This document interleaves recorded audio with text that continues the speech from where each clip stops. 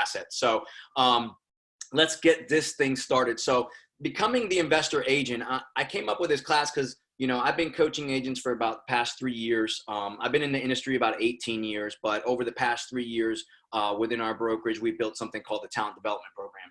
And the Talent Development Program was meant to take agents who are newer and just, you know, get them to six-figure production.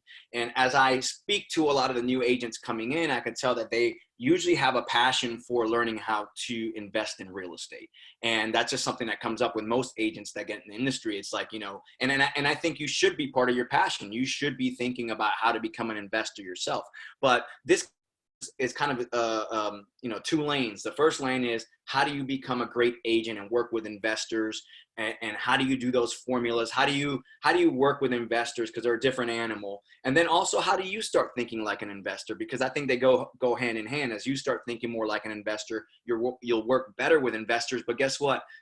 You're coming across some good investment deals yourself, and you'll start thinking to yourself, you know what? I can take this one down myself. And I want you guys to do that, right? Because I think, you know, we love real estate. We always want to do real estate, but we also got to be thinking about becoming financially free. I always say the current retirement plan for most brokerages is do deals forever. And that's just not sustainable, right? You have to start building an investment income. You have to start building wealth in order to free yourself. And that's something becoming financially free is something I've been passionate about for a long time. And I think most people are. It's like maybe they just don't talk about it all the time, or they just don't know. But most people have the same goal, which is you guys want to live life on your own terms, right? You want to do what you want to do, when you want to do, with the people you want to do it with. And the only way I know how to do that is to become financially free. So getting in an investment mindset, getting in a wealth mindset is a very important thing. And you're in one of the best businesses to do this. Okay, so let's get started. So first and foremost, I kind of want to go over some investor myths. You know, I think what happens a lot of times, and like I said, coaching agents for 3 years, and I could tell you that the number one thing that keeps agents from being successful is the things they tell themselves, right? It's the BS stories that they have in their head. So if you say investors are a pain in the butt to work with, or investors are so hard to work with, or you keep telling yourself those things, you won't take the necessary action to do it. So I wanted to dispel some myths about investors in general. The first one is investors know what they're doing. Okay, so I want to dispel this myth, because you are going to become an advisor to a lot of your clients as an agent, and you sometimes think if somebody has money that they know what they're doing. Not true. You know, just because somebody makes money in one way doesn't mean they know how to invest that money, right? So there's going to be plenty of doctors and lawyers and people who have money in other ways besides real estate investing that have a lot of money, are about to make big estate mistakes with that money. You know, I always hear like my aunt and uncle. My aunt and uncle have money, but they probably make the worst. Really, like literally about a year ago, I went to my aunt. I was like, please don't buy a property again. Like stop making these real estate mistakes, because there's some skills that I'll teach you guys today that are going to help you advise people. And obviously for yourselves, you'll be able to do those formulas yourself and make sure that when you guys invest, you guys are not going to lose money. Okay, so just because somebody has money, they know what they're doing, and your job will be to advise oftentimes those people like, hey, I think that's a better deal out there for you. And guess what? Don't worry about crushing a deal, because you know what? An investor is somebody who's going to work with you long term, right? So if I'm honest with an investor and I tell them, hey, look, I've done the math on this thing. I think that there's some better stuff out there. We should look in this area or look at this property. You know what? It's okay, you know, that particular check, but you're going to get many, many more checks down the road by being honest and showing them that you really know your stuff. Okay. The second myth is you need money to be an investor. That's not actually true. You don't actually need money to do this, right? So if you guys are thinking out there like, oh yeah, I'd like to become an investor agent, but I don't have that money saved up yet, or whatever the case may be, I'm like, you don't necessarily need that. You can just have the knowledge. You can have the connections. You can have the contacts in order to get involved in real estate investing. So this is something that I've done for years. And here's 3 ways that you guys can invest without actually having money. So many of you guys have heard of wholesaling a property. So for those who don't know, every time you hear those commercials like buy properties with no money, all that stuff, Dean Graziosi and all programs out there. They're talking about whole. Okay. And many of you guys have experience with wholesalers in town. There's some known ones out there that or brokerages that specifically kind of focus on that. And wholesaling is just a way to basically flip contract. And we're actually going to talk about wholesaling today. So I'll kind of break a little bit deeper into that. But basically, if you guys find a great deal out there, you as a buyer put that deal on your contract. And as long as you're getting that deal low enough, you can essentially just flip the contract to an investor for a higher amount, right? It's almost a commission. That's why I actually use my kind of re-entry into the real estate game was through wholesaling. But what I realized through wholesaling is that you get a lot of traditional real estate deals out of it as well. And so essentially wholesaling is no different than making a commission on a property. You just become a deal finder and then you flip the contract. So this is a way you can make money in investing in real estate without actually putting your own money in. The second one is find a deal and put it together, right? So, one thing I know about investors is they don't necessarily like to do a lot of work, right? So, I mean, take for instance, you've worked your whole life, you've got all this money in the bank, or you're a doctor with all this money in the bank, you're not trying to start a new career in investing. What you want to do is actually get turnkey projects to put your money in, and then more cash comes out on the other end. And I often call that mailbox money. So like if you work with Nick Guadagnino, when you have a rental property and you hire Nick Guadagnino, what you're asking for is mailbox money. What you're saying is, hey Nick, I don't want to deal with plumbing going bad. I don't want to deal with qualifying renters for my property. I don't want to do none of that. Look, I just want to buy this property, put the money in, and I want you to send me checks every month. That's mailbox money, right? So you can do the same for any deal, right? If you find a great deal out there, you do the numbers, you put it together, bring it to somebody, you can find a way to get in that deal. You can say, hey, look, I put this whole deal together. All you have to do is put money in one side, get more money out the other side, but I want 10% of this project, right? I want 20% of this project, whatever the case may be. And this could be residential, commercial, it could be an apartment complex. These are all things that you can do. And that's what I love about investing. It's like, it kind of frees your creative mind, right? You start looking at deals in a different way and you're saying, how can I get in on this deal? I don't got money, but you know what? I have the know-how. I found the deal. And if I can control the parties involved in it, then I can get somebody with money here and they'll give me a piece of the deal because they just want to be hands off. Right. And then finally, the third one is find the money for a deal. Right. So I've got people that bring me stuff sometimes and say, look, I've got this incredible deal, but I don't have the money for it. I don't have investment money to make it happen. Can you, Bobby, you seem to have a lot of contacts, can you help me make this happen? And if I can raise money for that deal, then I can get myself involved in that deal. I can say, hey, look, I want to, let's take realtor percentages. I get 3% on a traditional sale. Hey, I'll take 3% of that deal. Give me 3% of that deal. Maybe it's a deal that brings residual income. Maybe it's like an apartment, a complex with 50 units, and you get 3% of that deal. Man, that's money coming in every month for you putting a deal together. So all of those things are absolutely possible. I'll give you a real life example. My buddy Jason, which matter of fact, I'm going to be doing a commercial class called Commercial Crushers for residential agents that want to get into commercial. I'm bringing a very experienced commercial investor, and Jason will tell me, hey, Bobby, if you find me a deal, if you ever want to be involved in this deal as an investor, you can contribute your commission as part of your buy-in. So if I find him a deal and I say, hey, Jason, I've got deal, but I don't want the commission. I just want to be a part of the deal. Jason will do that for me. He'll say, okay, cool. Your commission was going to be, $30,000 on this commercial deal. We'll have you buy into the investment like all the other investors that we're putting together, and you'll get X percentage of that deal. And that's pretty cool because now you're building something for the future.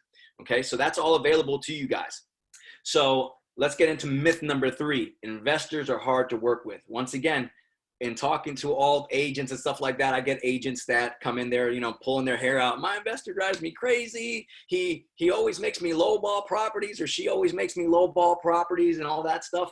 And And or they're dragging me all around town looking at stuff. And oftentimes what it is that you haven't done kind of your initial buyer's or investor consultation, if you will, at the beginning. I got my business partner just came on. I see you, Gil. And Gil always says, curious people make more money. And what he means by that is, rather than always thinking about how much information you can spew out of your mouth, what you really need to be thinking of, what are the correct questions that I need to ask in order for this person to tell me the information I need to serve them the best, right? So investors aren't hard to work with oftentimes, but you have to know who you got, right? So sometimes you'll get an investor who's an amateur, and you have to recognize that. And you only recognize that by asking them some questions that I'm going to teach you today, right? So you'll have this kind of thorough consultation, the same way you would with a traditional buyer. A lot of, there's a saying out there, buyers are liars, right? But oftentimes what's really the issue is you didn't do a thorough buyer's consultation at the onset to ask them, 100 different questions to really hone in on what they were doing. So I often get an agent come to me and be like, hey, Bobby, I got an investor. They got 500 grand. They want to buy in Orlando. Do you have anything? And I'm like, well, that's not even nearly enough information to give you a good answer. Like, I need to know, what kind of property they buy, what are they looking to do? Are they looking to buy and hold? Are they looking to fix and flip?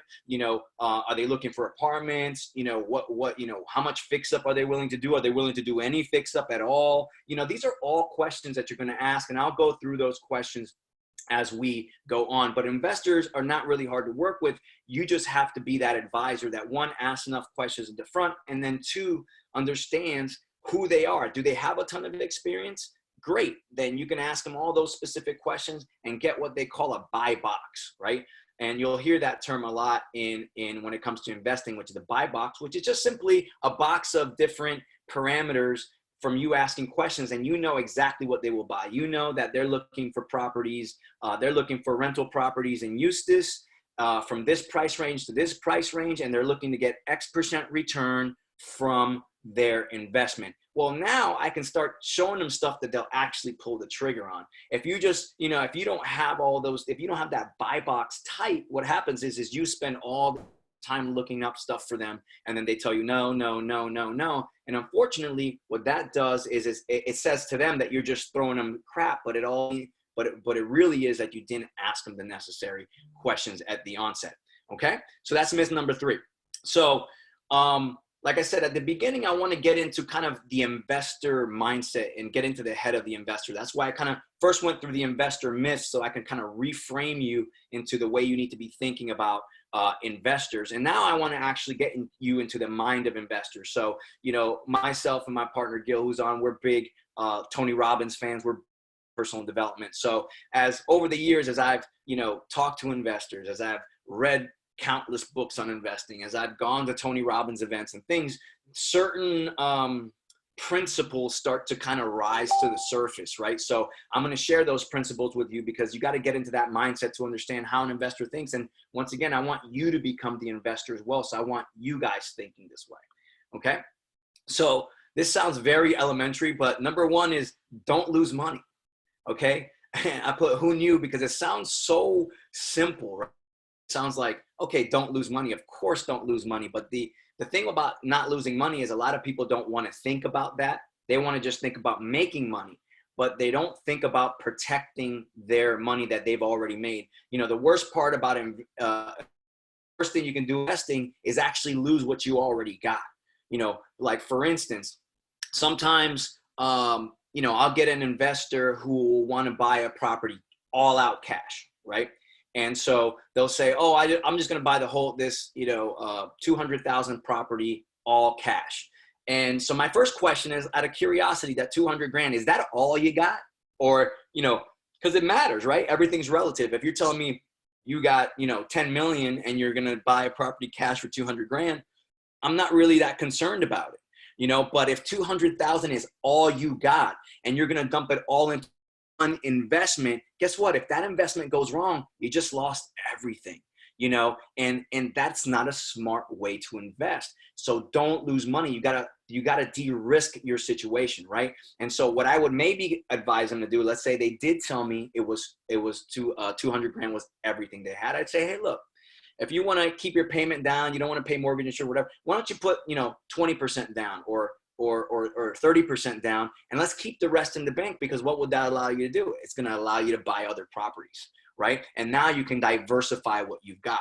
But for you to dump all your money into something that could go wrong and lose everything is a bad idea, okay? So here's a couple of ways that you cannot lose money. So this is a principles that you want to employ. These are principles you want to talk to your investors about. And the first one is find ways to de-risk. I always remember, Gil, when we first heard the term de-risk, we loved it so much. We were at Business Mastery, I believe, in Tony Robbins, and there was somebody who ran a major company. I think it was Warby Parker, the glasses company, and they started talking about how they expanded their business and how they found ways to de-risk, right? So these are just thinking of ways to cut down your risk. What's a simple way to do this? Well, for instance, let's say you're dealing with somebody who's their first investment. Maybe it's your first investment. Maybe you don't have to go on it with it yourself. Maybe you say, hey, look, this is my first investment. Why don't I partner up with somebody with experience and only put half the money in rather than the full money in? That's a way to de-risk a situation, right? You could partner up potentially with somebody who's a contractor and say, hey, Mr. Contractor, I'm doing I'm doing some investments here to fix and flip. I'm going to need to do some fix up. Hey, would you do the work at cost, everything at cost, a percentage of the deal on the back end? Well, now you just lowered your cost in flipping that property. You de-risked it, and you gave them some upside on the end, and now you have another partner in there. That's a way to de-risk a situation. So be on the lookout for that with your investors and with yourself. Don't put all your eggs in one basket. Don't expose yourself that much, okay? Number two, and I've heard this from many investors, is fall in love with the profits, not the project. Okay, sometimes you get, or investors get very enamored with the product. It's a passion project, and that's awesome. Passion is a beautiful thing. It drives you. But if you're not doing the math, if you're not thinking kind of more critically about this, sometimes you can fall in love with the project and forget about the profits. Let me give you an example of this. I had at the very beginning, when I started working with Gil, I had this $700-something thousand home. And there was this guy that it was his first time doing a full, from the ground up, building a new house. And, he was kind of a designer, he got into it and he started spending a lot of money on, hey, I could have these great appliances, right? Or stainless steel that most people would love, right? But, oh no, man, let's get these Viking appliances. They're like a couple $1,000s extra, but, man, I really think that those are top notch. And then, hey, I could use this kind of, flooring here, but I'm gonna pay a couple extra dollars a square foot to get this amazing flooring that I like, because I think this is awesome. Well, guess what happens? When they're building that home, those cost overruns continue to add up. And then when you do the numbers at the end, you're like, oh my gosh, I've cut my profit down so significantly that this sale has to go perfect for me to even make a profit. And if it doesn't go perfect, I'm actually losing money. Okay, so that's a perfect example of somebody falling in love with the project and not the profits. What you really have to do when you're doing something like that is look at the neighbor and say, hey, look, and this neighborhood, this is the kind of fix up that I should be doing. Nick deals with a ton of investors, and he would advise them the same. If they're gonna fix a property up to rent it, they might get all excited and say, oh, I want to put in all this extras. Have you ever had that, Nick, by the way? Have you ever had somebody who was like, oh, I want to put in like the quartz and I want to go this, and just give it the like IKEA makeover and not lose your ass? I have people all the time that don't look at the area that their property is in, and they put in the property things that they would put in if they were living in it themselves instead if they were to rent it out, like granite countertops and high-end Italian ceramic tile in a home in Pine Hills. You know what I mean? Like it doesn't match. If you're going to rent it out and you're going to, expecting to get the market value for the area, you've got to do what the market is calling for in that area. Exactly right. Exactly right. So the next thing is you make your money when you buy.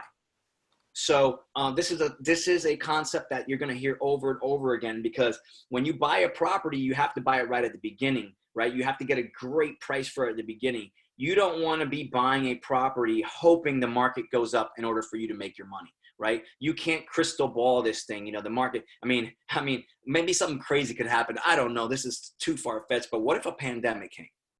You know, what if something like that happened? You know, I mean, I know it's out there. It could never happen. But if it did, do you want to be the person who overpaid hoping that the market was going to do something spectacular? Or do you want to make sure you stick to your math formula? You stick to your formula and say, look, say no to a ton of stuff, but the great deals, the ones that you know your profits built in at the beginning, that you bought this thing right, that even if the market, if you're not going to lose money, then that's the way you want to be buying properties. Okay.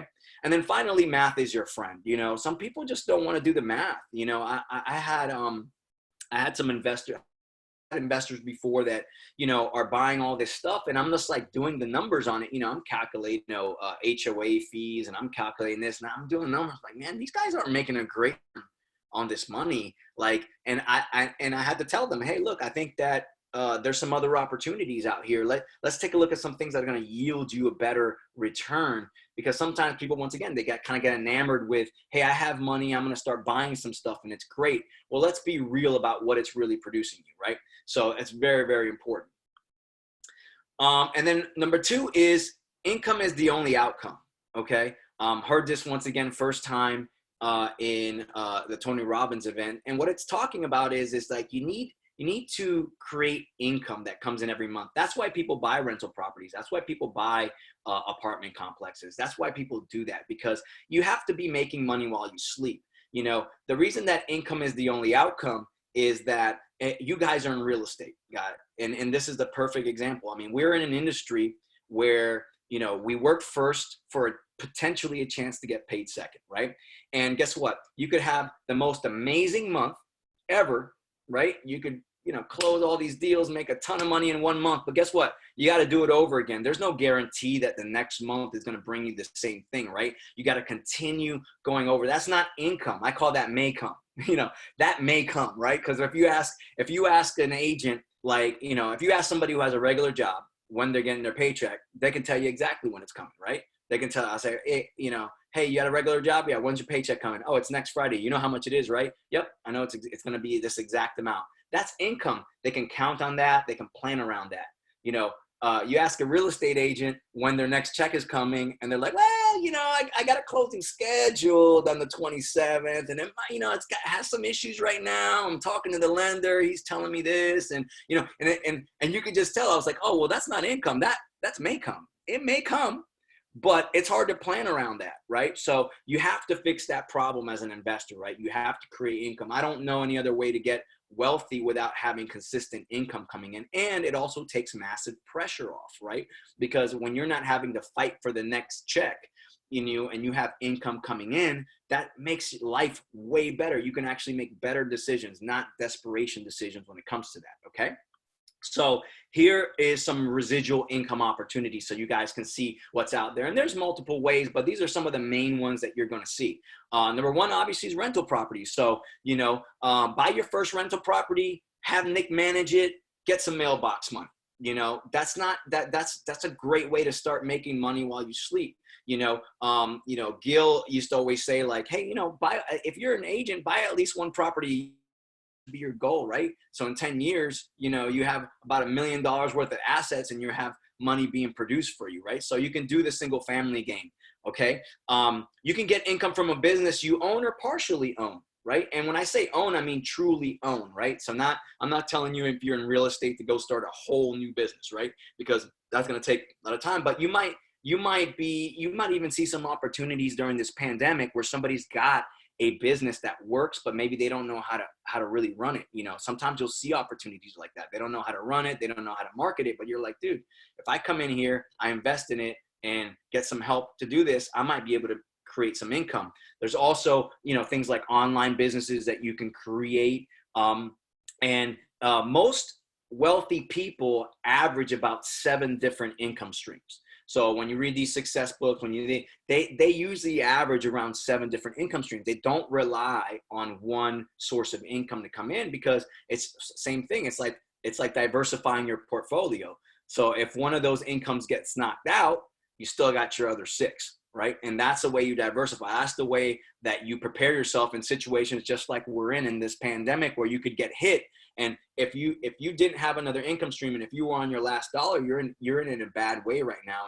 And it sucks for a lot of people right now. The next one is a multi-level business. You've heard of these businesses. You might have heard of some place called the Amway Arena. Well, for those of you who don't know, Amway is a huge multi-level business. They started years and years ago, and it's one of the lowest barrier of entry businesses that you can get into. You've heard of Herbalife, Thrive, Mona V, Mary Kay. These are all multi-level businesses, and all that really means is that there's a low barrier to entry, so it's one of the cheapest business you can start, and you basically use your efforts and your connections to build an organization under you, so that money flows up, and then everybody who comes into your organization also has the opportunity to do the same thing. So the income spider web. So there's plenty of people that there's another one called Legal Shield that I'm a part of, and same thing, there's people who have built huge fortunes through multi-level businesses. So that's something that you want to look into, and it's part of the reason I'm currently with my brokerage, because it's kind of weaved into the model. And then finally, multifamily investments, right? So obviously, multifamily investments would be apartment complexes, duplexes, 5 or more units, whatever the case may be. And then obviously commercial investments. The buddy of mine where I'm going to be doing that class on May 15th, he specializes in buying commercial office space. So he has multiple buildings in Winter Park and things like that. Same thing, man. You're buying a property, people are renting the space out from you, and you're receiving that residual income and mailbox money. Is there any questions right now? By the way, Jen Cherie, how many gift cards we got? One? We could do 2. We could do 2? Okay, cool. Yeah. Just want to know. We did have Euler ask, he would like to learn more about the wholesaling, and he would like for you to send him what docs you use and more details on that, etc. And he gave his email and phone number. So I don't know if that's something you can maybe give to him outside the meeting. Yeah. And there's a section here on wholesaling, so I'll get a little bit deeper into that, and so you'll learn a lot more, and then I'll help you out any way that I can. I do have some of the old contracts. I can tell you they're not as is contracts. So you got to toe the line, because you are an agent. You got to make sure that everybody knows you're an agent when you're doing stuff like that. The contracts I used to use in wholesaling, to be quite honest with you, were just very standard, couple page contracts that I was using when I first started in wholesaling. It wasn't the as is. However, you can use the as is contract to do wholesaling, and a lot of the wholesale brokerages use the as is contract. So it just has to do with assignability, which I'll talk about in a little bit. So no worries, I'll send you what I got, and we'll go from there. Hey, just a note for those agents who are actually interested in doing that, the competitive advantage for using the as-is contract rather than a wholesale contract is the familiarity of it, right? So oftentimes these wholesale contracts are legalese, and they're a little bit complicated. And especially if that deal was on the MLS, the listing agent probably is not going to be very supportive of a wholesale contract. So by giving them the actual as-is contract and making it assignable, you just make it just a little bit easier for it to be accepted. Yeah. Mm-hmm. Good stuff. Hey, by the way, if you guys are listening to this call, turn on your cameras. This is not voyeur world. This is learn world, and you learn with your eyes and your ears. So if you guys, let's see you guys. Kay, Raymond, Jacqueline, Jody. Why is Caroline? You're literally let me tell you, Caroline is a dedicated person. She is literally in the midst of the 50-year storm, and she's listening to the class, walking her dog. Come on, guys. Where's Sonia Ramos, Jerry, Erica? Let's see you guys. Come on the call. Hey, Christina. Okay, I like these faces. Okay, I'm just looking at some of you guys now because I got this little box. I need to get my second monitor in the game. But all right, let's get back to it. Bobby, I want to let you know, so far the class is incredible. If you're on this call and you're even thinking about investing might be in your future, this is the year. What do you think is going to happen with these people right now who are, losing their homes because of death, losing their homes because of divorce, losing their homes because of default? there's going to be some opportunities for you guys to take advantage of this. I want to let you guys know, if you find the deal, feel free to give me or Bobby a call and say, hey, Gil, like, take a look at this deal, right? And, you know, if the deal is good enough, me or Bobby will get in the deal with you, right? And we'll walk the deal with you. And I've done that for several agents over my career. And I'll just do a deal with you, right? I'll make money with you, but I'm not going to lose money with you. So it's just an extra layer of support, right? So if you're interested because you find a great deal, and I'll tell you, the easiest way to know it's a great deal is there money in the game, right? So if you can find a property for 60% of value after repair, 70% of value, I'm going to say yes, most likely, right? So if there's a market trend to show that there's an opportunity, if there's a reason why it didn't sell, or there's a reason why we have a competitive advantage, I'm going to talk to you about it, right? But, you know, Bobby, you're dropping knowledge. If you guys are listening, really engage on this call because there's some good stuff going on here. Come on, Jacqueline, Raymond, Sonia, Jerry, Erica, let's get on there. Come on, Haley, Lori, let's get on this call. Come on, get engaged. Appreciate that, Gil. Yes, always good to see the faces. And yes, absolutely. You know, we want to be a resource, you know, because like I said, de-risking is huge, and running it past a couple guys who've done it and potentially getting some people involved is going to help you with the future investment. So with literally in line with what Gil says, right, is, and granted, I did this presentation before this pandemic happened. Number 3 is don't waste a crisis.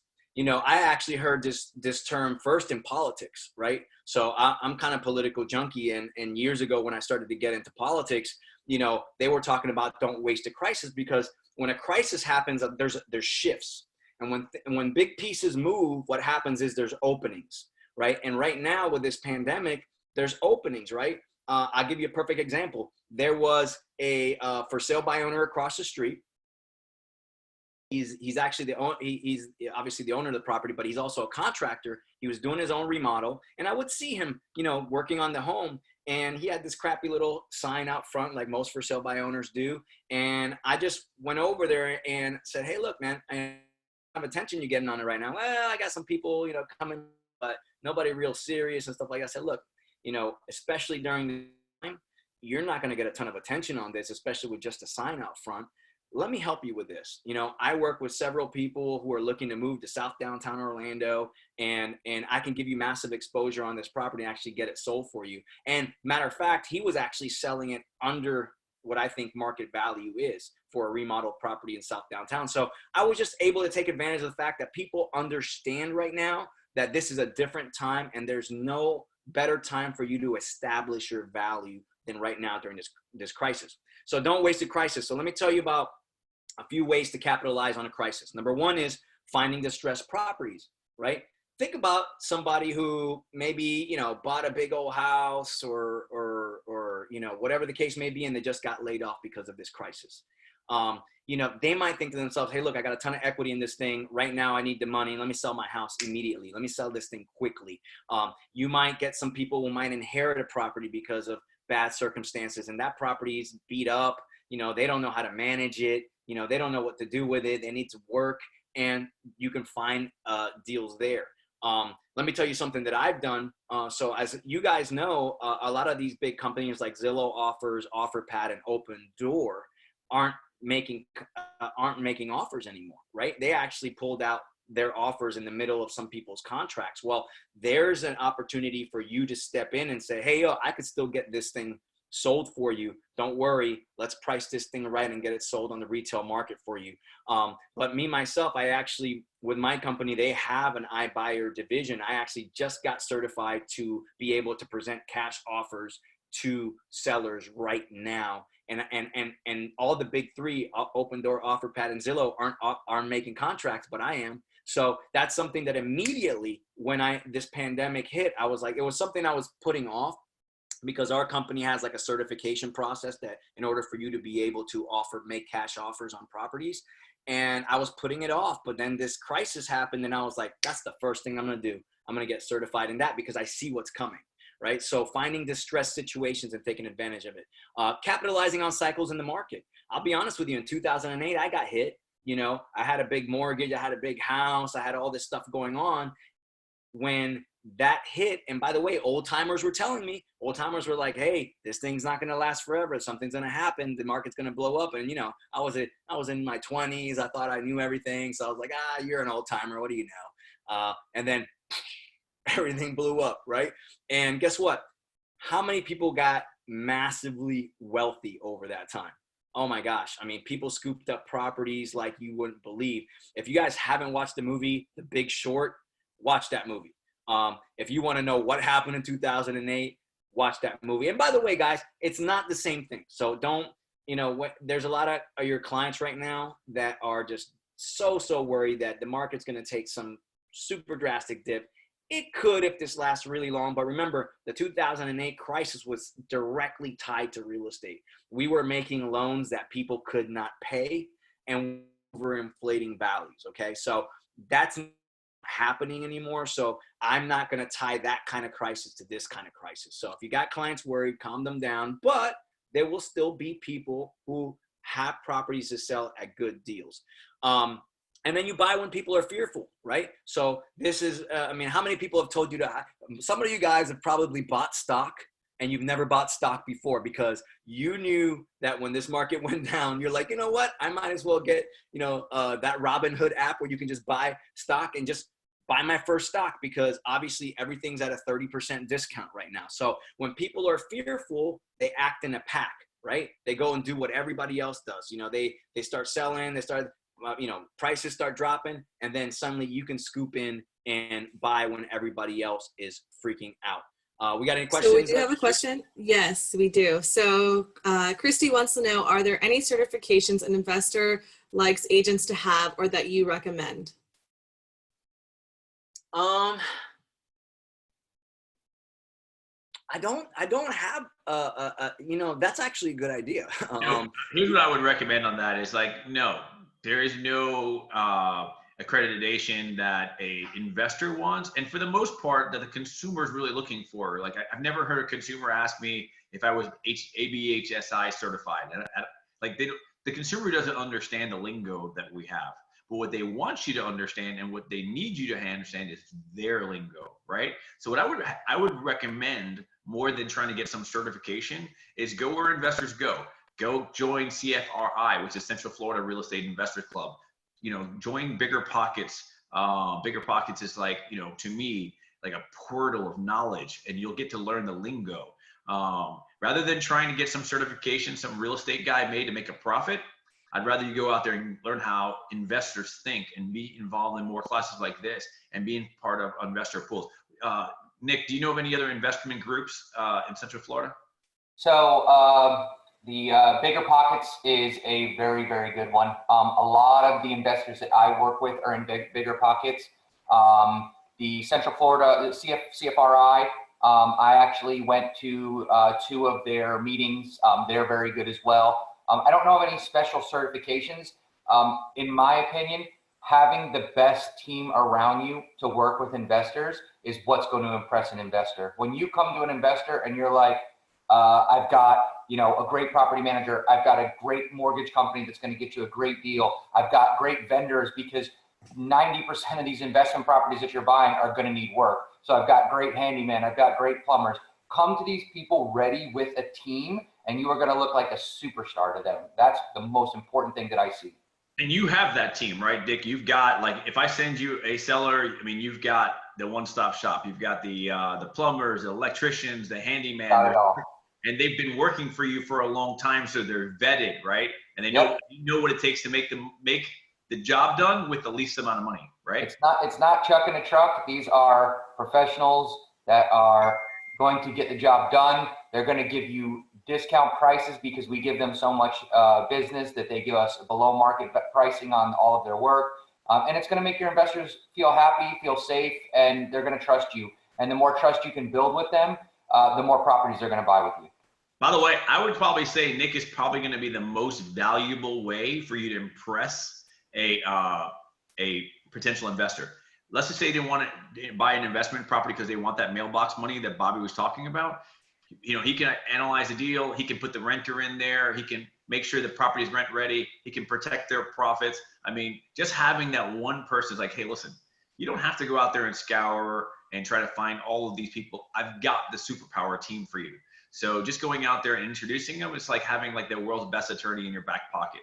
It's just a resource you can pull on. And stay tuned, guys, because Christy just gave me an idea for a certification. So we could actually create a certification program for this, because I think it would be, it's always good to have some kind of, credibility. So stay tuned, because I think that's a great idea, Christy, to actually create something where I would bring some other experts in, and then we could create a certification. And now that I told you I'm now qualified to make those cash offers, the company's called Express Offers. And so they give you a certification for that. And that's definitely something I'm going to use in my marketing material, because it's just another kind of hoop that you jump through to let them know that you were, that you've gone through a process, gone through a program. So I like the idea of that, and it seems like there isn't one out there. So let's talk about that, because I think that might be a good idea. All right, so next, so let's talk about fix and flips. Okay, so now let's talk about basically buying low, fixing the property up, and selling it for a higher price. And that's what they call fix and flip, right? So most of the time, when you guys are working with investors, you're going to hear the two terms, fix and flip or buy and hold, right? So first, we're going to get into the fix and flip investment, which once again is, we're going to find a great deal. We're going to go ahead and, usually a deal that needs work, property that's all beat up. Fix and flip investors love that. The uglier, the better, right? So ugly property, they're going to get it for a great price. They're going to fix it up, and then they're going to sell it for a higher price. Okay. So I got you quoted here, Gil. So I'm glad he's on, because this is what Gil talks about all the time. Curious people make more money, right? So you gotta really focus on this, because I'm going to reiterate it because it's this important. A lot of agents are concerned with how much information they can spew to their client, right? And definitely newer agents are. Newer agents, their main worry is, this client's going to ask me a question I don't know the answer to, and I'm going to feel weird, and I'm going to feel, whatever, and it's going to end up bad. No. You got to come in there thinking, what are the questions that I'm going to ask this person? And if they ask you something, you can always ask them a question back to clarify. And so I'm going to talk to you about some of the questions that you might need to be asking some of your people. Okay. So, what property? So when you're talking to an investor, they say, I'm a fix and flip investor. Okay. Well, we need to get some more information. Okay. So what type of properties do you prefer to flip? Tell me about your property types. Is it a single family? Is it condos? Is it townhomes? Any particular beds and baths? Some people, they have strict requirements oftentimes. Remember that buy box? That buy box might be like, hey, dude, I only do 3-bedroom, 2 baths and up. So you don't want to go bringing a 2-bedroom, 1 bath to an investor that told you they don't do, 2-bedroom, 1 bath, that only does 3-bedroom, 2 baths. But the thing is that you didn't ask the question. So you need to ask those questions, because the last thing you want to do is start pitching a bunch of crap, because then they'll in your emails, they'll start ignoring the stuff that you send them, because you either haven't done the math or didn't ask enough questions to get the buy box type. The second one, which I really love, is tell me about your most successful investment. Okay. Now, obviously this isn't a question that you'd ask. If they're brand new, they're brand new, right? But you still ask them the questions, and you help them out, and you really advise them. But most of the time you'll get people who've done this a few times. So out of curiosity, what's your best investment? Tell me about it. Where is it? How did it go? And they'll tell you a story. And through that story, you're going to get a very clear picture of what they like. We did this the other day, Nick, with Roberto. Roberto, I was like, out of curiosity, what are your best investments? And he told the story of, he had the return that he got from that investment. He told me the location. He told me what kind of property it was. He told me the situation. And I was like, got it. I know exactly what this guy wants to do. Thank you. And then, and I always love this story, because here's the deal. Just like any client, you want to build a rapport with this person. Nothing builds rapport better than letting some story. And this is something that I always ask about out of curiosity. Why did you get into investing? And let them talk. Let them tell you their story. They're proud of it. They'll tell you their wealth principles. They'll tell you their investment principles. And you know what? You might even learn something. Okay. But you'll build that rapport, and they'll give you some more knowledge. Okay. What is your ideal return on investment? For you to feel you had a successful investment, what would you have to make? Now, you're going to get different responses to this. A sophisticated investor might give you like a percentage yield or percentage return. Some newer investors might tell you, hey, if I make $20,000 on this property on a flip, I'll be happy. Okay, well, what's a follow-up question to that? Okay, well, how much are you willing to spend though to make the $20,000?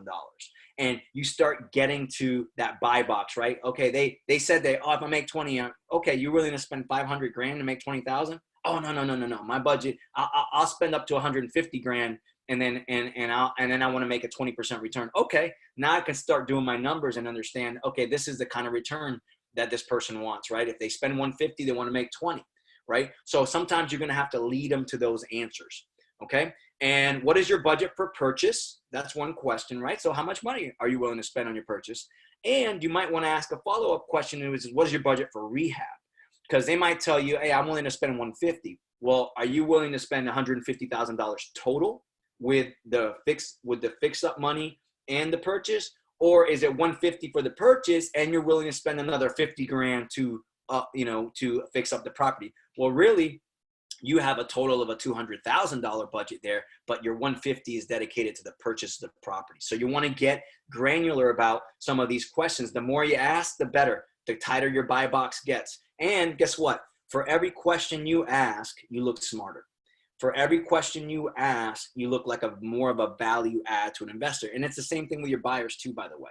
The more questions you ask it just adds value, because guess what? There's a lot of agents out there that don't know to do this, and they're just spewing out information and all this stuff, and they're not really building their value. By you simply asking a question, and builds your value. Oh, you thought about this. Oh, you're not just going gung-ho into this to try to sell me something. You're actually really care about what I need.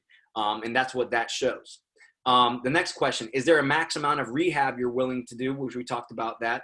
So they might say, hey, by the way, I'm not looking for properties that need like way major rehab. Like I'm a like slap a coat of paint, maybe put some tile down guy, right? And you have to know that, right? But there's some people who are like, I don't care, just whatever. I sold a property in Lake Mary that had foundational issues. And, everybody told me it was going to take about 100 grand to like do the remodel and the foundational stuff. And now, I had to find a special buyer for that. Somebody who's willing to drop 100 grand on a remodel. Okay. And, obviously what locations do you focus on? Also why, what locations? Well, why Deltona? Why Winter Garden? Ask why. The more you ask, the better. And I love this one. If you find a deal that fits your criteria, how quickly can you move and close the property? And this is super important, guys. When you talk to your investors, make sure they're ready to pull the trigger. Because the last thing you want to do is spend all this time finding a property, and then you bring them, like literally, you ask them all the questions. You find the gem, and they're like, oh, no, let me think about it. I don't know. I have to move some money around. No. Because guess what? Time kills all deals. Okay. And especially in the investment world. In the investment world, if the deal is hot, it's gone. It is gone in an instant. So I want to make sure that whoever I'm working with, and this is including you, the agent investor, hey, you can't dilly-dally on a good deal. You do the math and it makes sense. You put a contract in, you still have an inspection period, make a decision after, whatever the case may be, but don't, I'm going to talk to this person about it. I'm going to do this. And then 3 days go by. Bye-bye. That property's gone. You got something to say, Gil? I see you leaning in. Oh yeah, listen guys, this is probably the most important part, because fear is going to make you want to slow the process down, right? But in this position, you're going to want to make sure that you lock down the deal. You want to have some time to think about it. You do that after you get the deal done, right? So give yourself a couple of days for inspection where you can actually go through and allow yourself to work through that fear. And maybe that fear is legitimate, right? Maybe there's a real reason why you shouldn't, but you don't decide that till you lock the deal down, right? You write the contract and this is not the chance, this is not the time to figure out the how. How will F you, right? How is your enemy, right? Make the deal happen and we can figure out how in the next 3 to 5 days, whatever your inspection period is. I'm a big believer that how kills deals worse than speed. Right? If speed kills all deals, then bigger enemy is how, because we're trying to figure out how we're going to get this done, and somebody else is going to beat us to it. Awesome. That's a Tony Robbins deal right there. The tyranny of how. So let's talk about finding the deals, guys. So how do we find some deals out there? Okay. And I always say connect. And I'm gonna tell you right now, I've always taught this to the agents. I've always seen massive value. Like I love seeing all of us on a call together. There's people here. There's people on this call from La Rosa. There's people on this call from all sorts of other brokerages and things like that. I've always been a fan of creating great relationships with agents, because other agents are not only a great source of business, but like I can tell you right now, over the past 2 years, there's been 3 particular deals that would have never gotten done unless I knew the agent on the other side. Okay, so it does not, and I teach a whole nother class about this, but it does not make sense to be contentious with other agents. It doesn't make sense for you to be the know-it-all. I have agents, even if you're right. One of my agents the other day was like getting berated by some other agent about like how, that she shouldn't be using the as-is contract or something like that. First of all, that agent was dead wrong, but like, it was just like, why do you do that? What is the upside to you doing that besides killing your deals? So build great relationship with agents. So let me tell you what I've always done. One, obviously I build great rapport with agents who I feel are driven, passionate, people who are like me, because those people are going to find you the best deals and they're going to want to work with you. But this is the magical question I usually ask every single agent that I meet, out of curiosity. Do you have any off-market deals right now? Do you have anything off-market? Anything that's either coming to the market right now, or any good investment deals that nobody knows about? So the term off-market is like gold dust in the investor world, right? Because once something goes on the market and the public knows about it, even if it's great, it loses some of its luster because everybody knows about it, right? But if I come to my investor and I say, hey, look, I got an off-market deal right now. That property I have in South Downtown is currently off the market. Right? So I can talk to them and say, look, you can get in on this thing now. Nobody knows about it. I'm coming to you first. It fits your buy box. And they love off market. Matter of fact, some of your investors will tell you, don't bring me on market deals. Like I got Zillow, I got access. Some of them might even have access to the MLS, guys. They might be agents themselves. So investors are deal finders. So build great networks with great agents, build great rapport, and say, hey, look, if you ever have anything off market, let me know. I actually created an off-market database within our brokerage, which we're allowed to do, for coming soon listings and things like that. And I just created a spreadsheet for us to be able to see, hey, look, if you have anything coming up, I want to know about it in advance so I can start talking to my people. The next one is connect with wholesalers. Okay, so wholesalers, once again, some agents are like, oh, they've had a bad experience with a wholesaler. Well, they don't make all wholesalers the same, right? It's just like any agent, right? It all depends on the person. And so I used to wholesale. I'm not a bad person, So I have a lot of relationships with wholesalers because wholesalers' entire job is to look for deals. And when you can get on their investor list, I'm on a couple of wholesale lists right now. I'm on a list with Equity Pro. There's a couple other wholesalers, a company called Keegley. They're out there. I mean, and there's individual guys that are doing a lot of wholesale deals. And so, and then they'll ask you, hey, can I send you deals? Absolutely.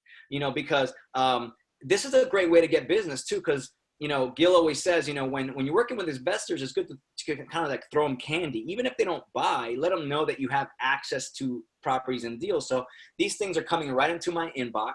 I can analyze the deals and I can go ahead and sell them to my people, or at least pitch them, or at least let them know, hey, I got access to this. And even if they buy or don't buy, what it says to them is, hey, Bobby's the guy who has deals. Bobby's the guy I want to call next time I'm ready to purchase something, because he's the guy who always has deals, right? So connect with wholesalers, not bad people. I told you about that property in Lake Mary that I sold that needed $100,000 worth of fix up. I sold to a wholesaler. Now, if you're a traditional agent selling a traditional property and you're early and the property doesn't need work or anything like that, if you do get a contract from a wholesaler, I would call that person. Usually I don't take a contract from a wholesaler if I'm selling a traditional nice property that doesn't need work, and especially if I'm early in the sales process, because they are going to try to flip that contract to somebody else, right? So that's something you'd have a talk about with your seller and say, hey, look, this is from a wholesaler, whatever the case may be. But when you have a property that needs work, I had a property in Lake Mary, once again, needed a lot of renovation. And I was having trouble finding a buyer for this. So I'm 60 days in, I'm 70 days in.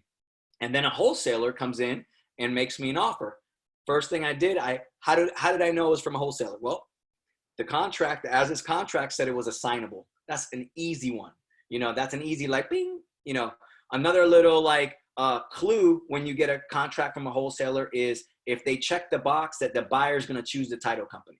That's another clue that you'll see in a contract, because usually wholesalers want to control the closing process because you know, you're doing a double you're doing a double closing, and that takes somebody who understands how to do that, and they usually want to use their own people. So, you know, I called the guy up and I said, hey, look, it looks like you're looking to wholesale the property. He's like, yes, I am. I said, and these are the questions I asked him. I said, you have a 7-day inspection period. So just to get it straight, what you're going to try to do is flip this to an investor in the next 7 days. And if you can't, you'll back out. He's like, cool. Well, I was 70 days into the deal. I'll give him 7 days to try to find me a buyer. So I said, cool, no problem. And then my next question was, out of curiosity, do you already know somebody who would buy this? Some wholesalers are rookies and they have a list of a lot of investors they might or might not know. But people who have been doing it for a long time usually have a handful of guys that will have a tight buy box that they know, and they can call them up and say, hey, Jim, I got one for you. You good? And they'll buy it. So I asked him, I said, do you already have somebody in mind for this thing? He's like, yeah, I actually do. I think I got this lady that'll buy it. Well, guess what? She bought it. And I got rid of that property and it was sold. We'll talk a little bit more about wholesaling later. I'll get into that. The next one is MLS strategic searches. Okay. A lot of wholesalers actually look for deals on the MLS. I'm gonna actually tell you about, you know, some simple things. And I see Gil muting himself because I was gonna throw it to you, Gil, which is tell them some of the things that they can do on the MLS to find deals, because you're one of the best at this. All right, so just so you know, I just went under contract 2 days ago with Sergio, a past client of mine, and I love looking for deals that nobody wants. In fact, I walk into a deal and I'm like, I really hope that there's some like Nazi symbols on the wall, or just a Great Dane, just a giant poop on the floor, or there's like something, some atrocity that's going to distract somebody on $1,000 fix, where I can get a $20,000 or $30,000 value, right? I mean, if a Great Dane pooped all over the carpets, it cost me $1,000 to rip that carpet out, right? And put some more carpet, or just patch that up if I had to. But people will run away from $1,000 issues, and allows me to get tens of thousands of dollars of value. I'll give you an example. I was looking for a deal. I look for properties, specifically if you go to additional fields on your MLS on the bottom left-hand side, it's going to open up another section of the MLS that is kind of hidden, right? So one of my favorite sections in there is average days on market. So I look for ADOM, and when I put in the search criteria, I put 100 plus. So first off, I'm looking for properties that are 100 days on the market or better. And what I find is there's usually a reason why that house hasn't sold. And it's one of 3 reasons. 1, bad seller, bad agent, or both, right? So sometimes you get a seller who is like super like adamant they want to price the property too high, and the agent's too weak to kind of solve that problem. So that's both. Sometimes you have an agent who will just price it wrong, or they in their marketing they put one photo, or the photos are terrible, or they made it too hard to show the property, right? That's a bad agent. And sometimes the seller sabotages his own deal, like he's in there for every showing, he's got big dogs and lets them bark at the client, or he doesn't take good care of the landscaping, right? There's issues that allow a property to get skipped, right? It's too hard. And what I see a lot of agents do is they make a mistake of putting a property on the market before it's ready. So there's a renter still in the property, but the renter's gonna be out at the end of the month, and then, but no showings can really happen in those first 2 weeks. And then what people think is like, there must be something wrong with that property, and it just starts to age and get stale. So the house I just took down was originally on the market for $449,000. And it probably was worth a good $425,000, $430,000 at a swimming pool. The house was built 3 years ago. They did a ton of upgrades on the house. They lowered the price. Now it's at $399,000, and it's 200 some odd days on the market.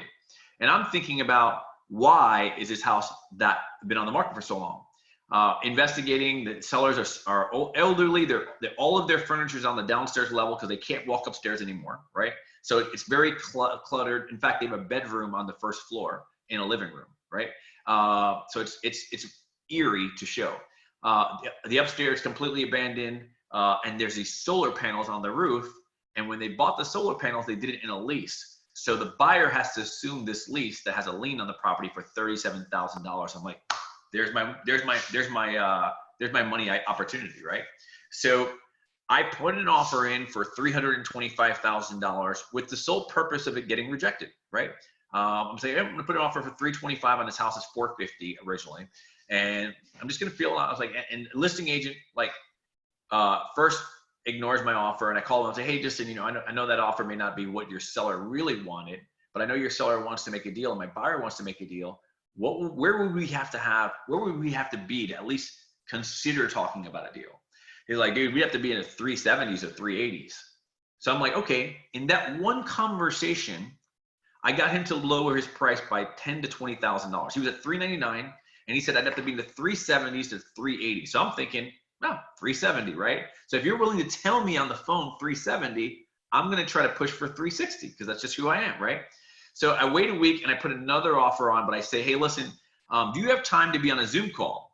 And he said, yes. I was like, hey, let's do a Zoom call at noon tomorrow, and get on a Zoom call. And I talked to him, and I'm like, hey, how's it going? Blah, blah, dude. I was like, how's your family? What's going on? What do you want to do with the pandemic? Is your business up or down, right? We start talking. I was like, hey, let me talk to you about that offer, man. I said, my guy's only approved for $350, but I'm going to get him to borrow $5,000 from his cousin, so we have $355.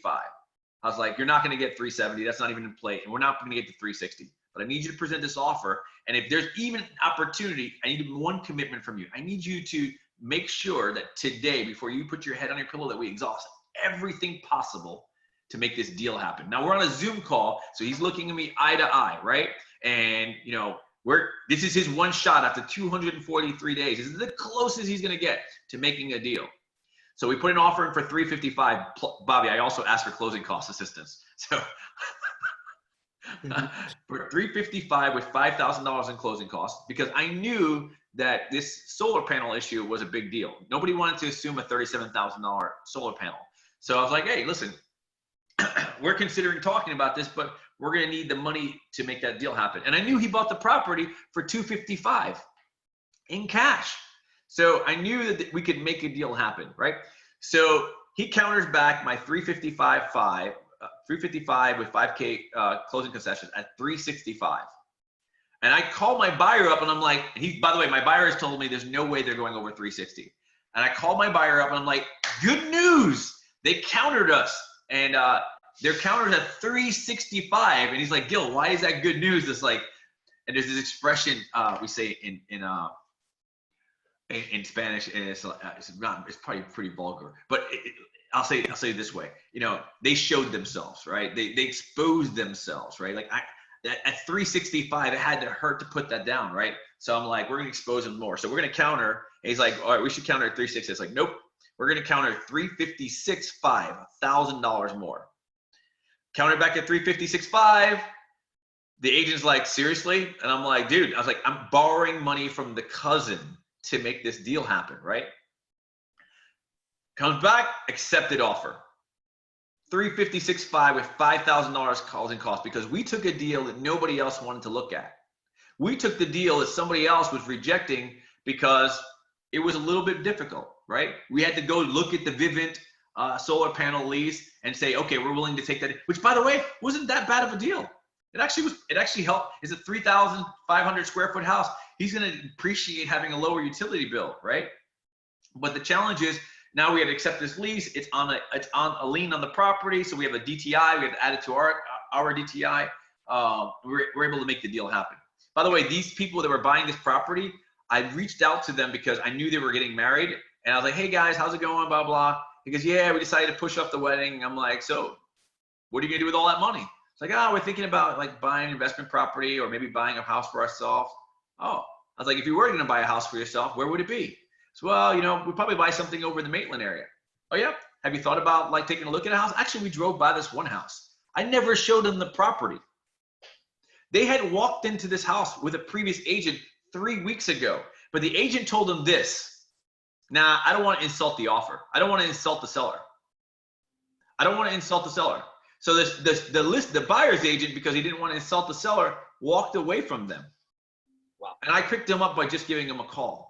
And I got him a deal under contract right now for $100,000 less than the original price and $75,000 less than the appraised value I believe it's going to come in at. Yeah, and one thing I will say about the MLS searches too is like, I mean, how many times have you guys seen these listings where the pictures are just, I mean, we must laugh about a listing, every week that somebody puts these terrible pictures up. Those are also just opportunities, just bad agents, right? People who are putting bad stuff on the MLS and nobody sees these properties. And like Gil said, if you search for properties that have been on the market for a while, you'll see some opportunities. So let's finish up this slide, which is the other one is connect with lawyers and accountants. Gil's talked about a lot about, divorce. Unfortunately, there's going to be, there's death, that happens. People inherit properties. People have to get rid of their estates. So lawyers, accountants, these are good people for you to connect with and let them know that you're a great resource. They don't handle the real estate. They need somebody trusted. So build these relationships. And the other way to find deals is to buy lists. And this is what wholesalers primarily often do is they buy lists. And you can actually pay for lists that are very specific. You can pay for lists, for instance, that are properties that are non-owner occupied. So meaning it's a second home for somebody or it's an investment property from somebody. And you can actually put specific things like you want non-owner occupied properties with 35% equity. You can actually buy lists like that and market to those lists. And that's what a lot of wholesalers do. So real quick to kind of break things up a little bit, Jen Cherie, let's do a raffle. Okay, real quick raffle to make sure everybody's paying attention, make sure everybody's engaged and in the game. So here is my question. Okay, wait, before you answer it, we have to tell them how they're going to win. Okay. So make sure you're paying attention. He's going to answer or ask a question. So get your fingers ready, and whoever types the answer first is going to win the first $25 Amazon gift card. Yeah, I'm gonna open up my chat too because I'm excited about this. Okay. All right. So here's the question. What was the first investment principle that I named? I said there was 3 principles. What was the first one? We got Caroline said, don't lose money. That is correct. It's don't lose money. Man, Caroline. That was good. Good job. Fire. I mean, she had typed that. I think she kind of read my mind. She's been in a couple of trainings with us. I actually wanted to win that. Actually, I was trying to compete, but she beat me to it. All right, congratulations, Caroline. I will email you over that that $25 Amazon gift card. But we do have one more. So we'll make sure you're still paying attention, and we'll have another one to give away. Okay, cool. Let me get my chat box out of here. All right, so let's keep it moving. All right, so let's talk about fix and flips. And I have this line up there. I love numbers, and numbers love me. Okay, so this was something that there's a guy named Keith Cunningham who's just a master strategist and business guy. And when we went to Tony Robbins' Business Mastery, he just kept saying this. He's like, he's a country guy. He's like, I love numbers and numbers love me. And he had us all, I mean, grown folks in the crowd, we were repeating it like children, because yeah, and Gil's pissed. And, but here's the deal. That is the absolute truth. Sometimes it's just the simplest things that'll knock you in the head, which is we've got to be able to do the numbers. The good thing is that there's some simple math. Don't be scared if you're not a math person. What I find is that a lot of people scare themselves out of doing math because somebody long ago told them they weren't good at math and they believed it. It's not true. You only need a few formulas in life that you have to master in order to know your math and your numbers. So here's what it is for flips. So the numbers that we need to calculate whether we believe something's a good flip or not is one ARV. So ARV, you're going to hear a lot in the flip world. ARV is simply after repair value. And this is not just what the market value is, you got to think it's what will the property sell once it's remodeled? Because the guy who's flipping it is going to try to make everything new, at least most of the time, right? They're going to put the new countertops in, they're going to put the new flooring in. So it's not the same as the same model home that's not updated. You're looking at what are updated properties selling for and how quickly are they selling, okay? So we're going to find that number, okay? So we're going to do a comp on the property, assuming it's remodeled. The second one is the actual cost of purchase and sale. We're going to need that number, because that's what we're usually trying to figure out, right? So we're going to do a couple of math problems. Don't get scared. We're going to do a couple of math problems and we're going to figure out what we should offer on the property, because that's really how you're going to be advising your client. And that's really what you want to know when you're the investor, right? What will it cost for you to buy? And also the cost of the sale too. So the reason we do the formulas that we do is we got to take everything into consideration, right? We don't want to be blind to the fact that you're going to pay, title costs, that you're going to pay realtor commissions if you use a realtor to resell the property, which is, by the way, one of the great advantages of working with a good fix and flip investor is they're going to throw that property back to you for you to sell it for them, right? And very quickly, you're going to help them purchase a great deal. And then boom, they're going to do that fix up in that first 3 weeks, 4 weeks, put it back on the market with you, and you're going to sell it within the next 30 to 60 days for them. That's what they want to do. They want to get in and they want to get out in that 3-month period. And then the cost of repairs, we got to start getting a sense of what it will take to repair. You can get some help with that. You got some people who might be able to look at the property, but as you guys do this more and more, you can start kind of figuring out. And by the way, a great person to call for this is Nick Guadagnino, right? So, if you go look at a property for an investor, you look around and you say, okay, well, there's this to be fixed. It looks like this thing has polybutylene pipes and they're going to have to be replaced, and looks like I'm going to have to replace this panel, and this roof most likely will be replaced. Well, you should come up with a general number for what that is, right? And you can do that through experience, or you can call somebody with experience like Nick and say, hey, Nick, I got this property. Here's the pictures of it I took. Just give me a ballpark, man. Give me a ballpark on what you think it'll take to remodel and fix this property. And he can give you that number because he's doing it all of the time. Okay. And then finally, what is the right price for the property, right? What is the right price, which is what we're trying to solve. Okay. What is the right price? Because remember, what was the thing that I said to you guys? What was one of those in principles? It was, you make your money when you buy. So you have to know what that price is, right? So let's do a little, we're going to get into a little math problem in a minute. So I'm going to give you a rule of thumb, and this is really a rule of thumb because it's not like a hard fact, right? But this is how a majority of fix and flip people look at this property. So I want to teach you rules of thumb, and rules of thumb are really meant for you to be able to look at something quickly and analyze it quickly, so you don't waste your time on stuff that just doesn't even have a shot, and if it does have a shot, then you can dig a little bit deeper. But this rule of thumb, this 70% rule, is a real easy one for a fix and flip. So the 70% rule states that the purchase price of the property plus repair costs should be around 70% of ARV. So in other words, whatever I decide to buy it for plus the repair costs should end up being about 70% of the ARV. So I should have that margin, that 30% margin, for me to make some profit in there. Okay. So let's take a little example of this and let's do a math problem. So here's example one. And I want you guys to answer this in the chat. Okay. So don't be scared. It ain't about who's right, who's wrong, whatever the case may be. Just give it a shot. Okay. So if I have an ARV, so an investor wants to buy a property. Okay.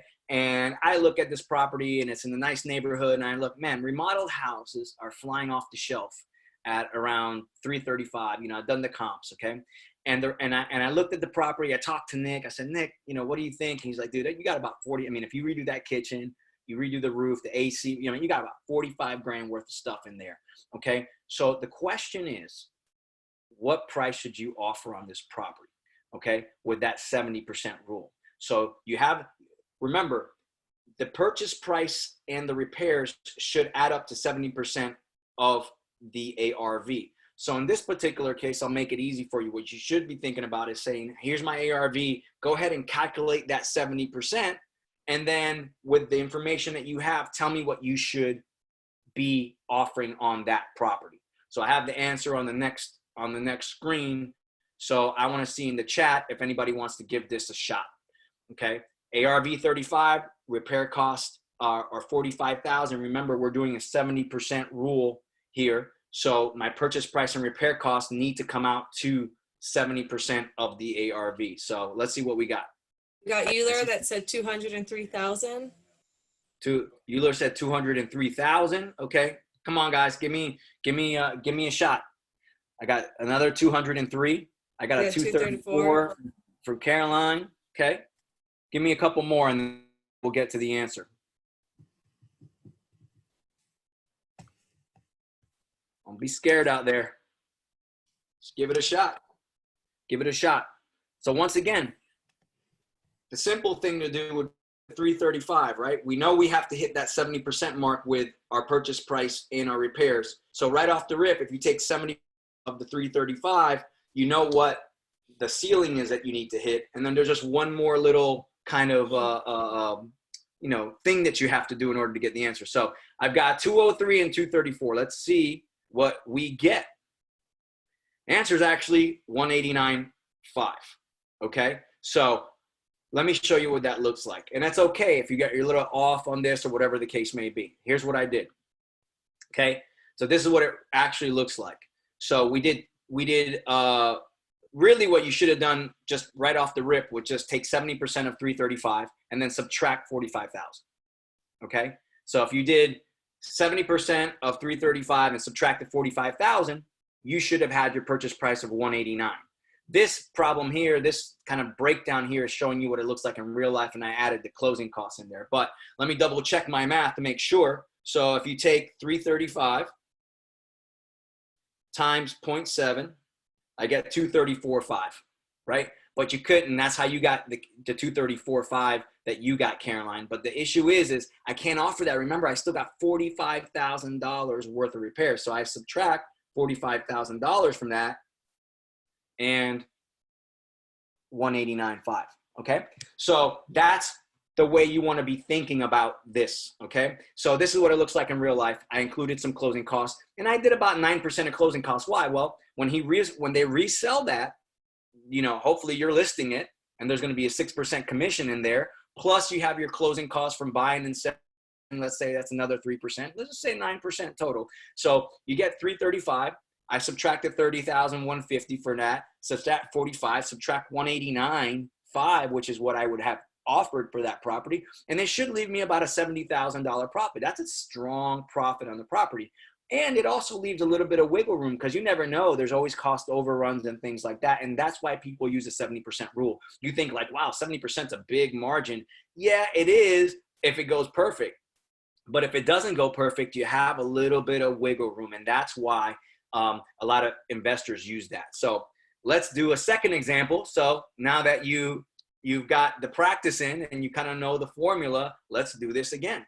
Now I should have at least 5 or 6 people answering this question. So same thing. We have an ARV of 275,000.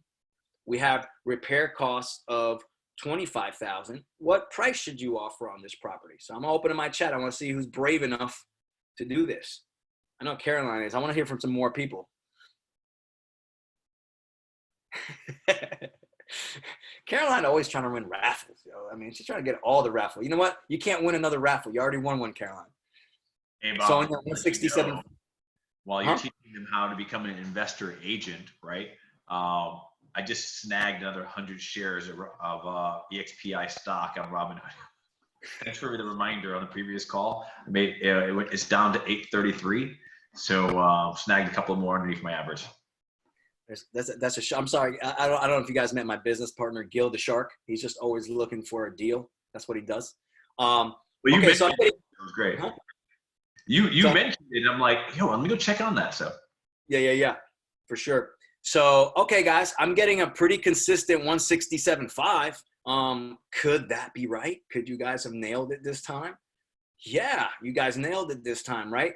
So now you guys got it, right? It's not, math don't have to be that hard, right? We're going to take the ARV, so you're going to comp that property as if it was remodeled. And by the way, when I look at an ARV, when you look at an ARV either for yourself or for your investor, I'm also looking at what the property, I'm not looking at the max I could price it at, right? It's the same thing you don't want to do with your sellers either. Sometimes you do a comp and you can justify a higher price, and you guys do that with your sellers because you want to win the listing. Don't do that. You want to price a property for competition, not crickets, okay? You don't want to price it the highest it can be. You want to price it so you get the massive amount of attention. And guess what, guys? An investor needs to sell this fast. You're not helping an investor out by pricing it at a price that's going to take 6 months to sell. You just lost that investor money, okay? You want to price it at an attractive price. So I'm looking at it like, okay, this is what a remodeled home would sell for and sell fast, Okay, so that's the price that we're looking for. So great job, guys. You guys are math whizzes now. Now let's get into a little bit of wholesaling, as I told you. So I forgot who it was that wanted to know a little bit more, but here we go. So let's talk about the basics of wholesaling. Okay, so once again, wholesaling is just the flipping of a contract, right? You put in a contract in as a buyer, right? You buy it low and you leave enough margin for yourself, okay, in order for the investor to also make their money, and then you just make the little money in between. For instance, that last example, okay, guess what? If you wanted to make, let's say $10,000 in that deal, let's say you found that deal, that 167.5 deal that we just figured out, and you wanted to wholesale it, and you wanted to make $10,000 on that deal, okay?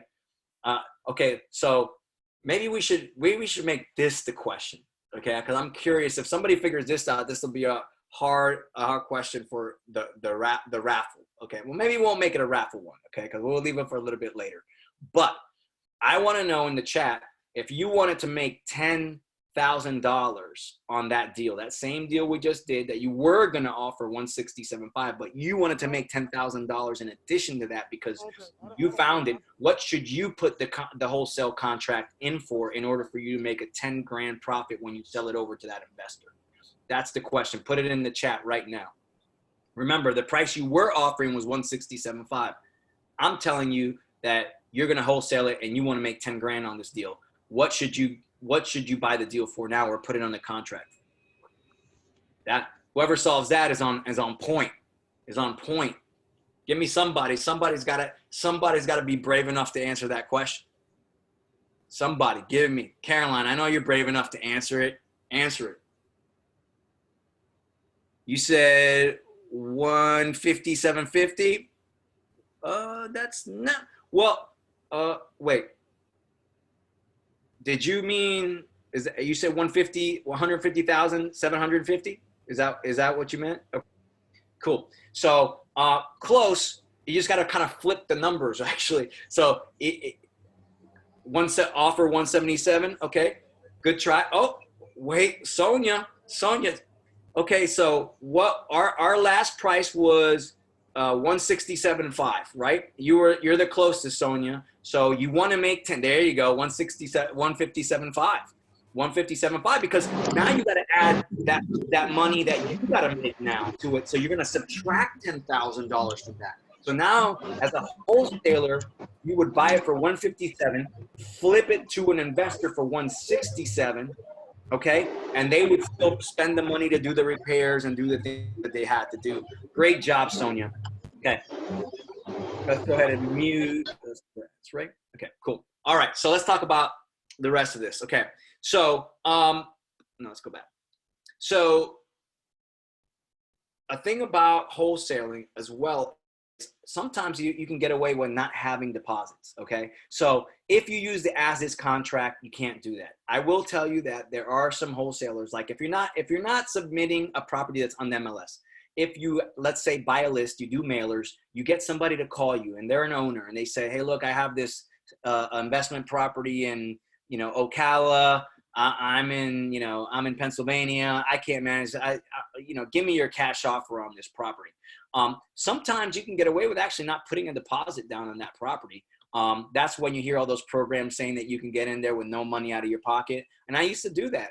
Surprisingly enough, I used to use a contract that didn't even have a deposit line on it. And I didn't actually get any blowback on that. And I'm not, obviously we're all agents. Like I said, everybody's going to do it a little bit differently, but that does happen. And then we talked about it a little bit before, assignability. You got to make sure that the contract is assignable, that you can actually assign that contract to somebody else. And the as-is contract is very clear assignability section. I want to say it's like line 77 or something like that on the contract, but it's right there in the contract. So assignability. And if you're using a different contract, you obviously have to make it assignable. I used to actually use a contract that not only said it was assignable, but actually let me list it on the MLS as well. So that's what I used to do before I went in and partnered up with Gil and worked with this brokerage before. And then finally, adding your commission. So this is a pro tip here. So let's say what's basically what we did the math problem before, right? We got to make sure you add your commission on top. So you have to buy that property at below market to make sure that your commission's added on top. But if you get a property from a wholesaler, right? So I told you to make those connections with wholesalers. When they pitch you a property, they oftentimes don't include your commission in there. So this is what I would do. I would ask the wholesaler, one, hey, in the price that you gave me, is there any commission in there included for me? And they might tell you, hey, you know, I have a lot of guys that I have good rapport with. They're like, hey, I'll give you $2,000-$3,000 from my side if you sell it at this price. And I say, cool, but I still want to make more than that. So I usually add on top, you know, $5,000, $6,000, $7,000 when I pitch it to my investor.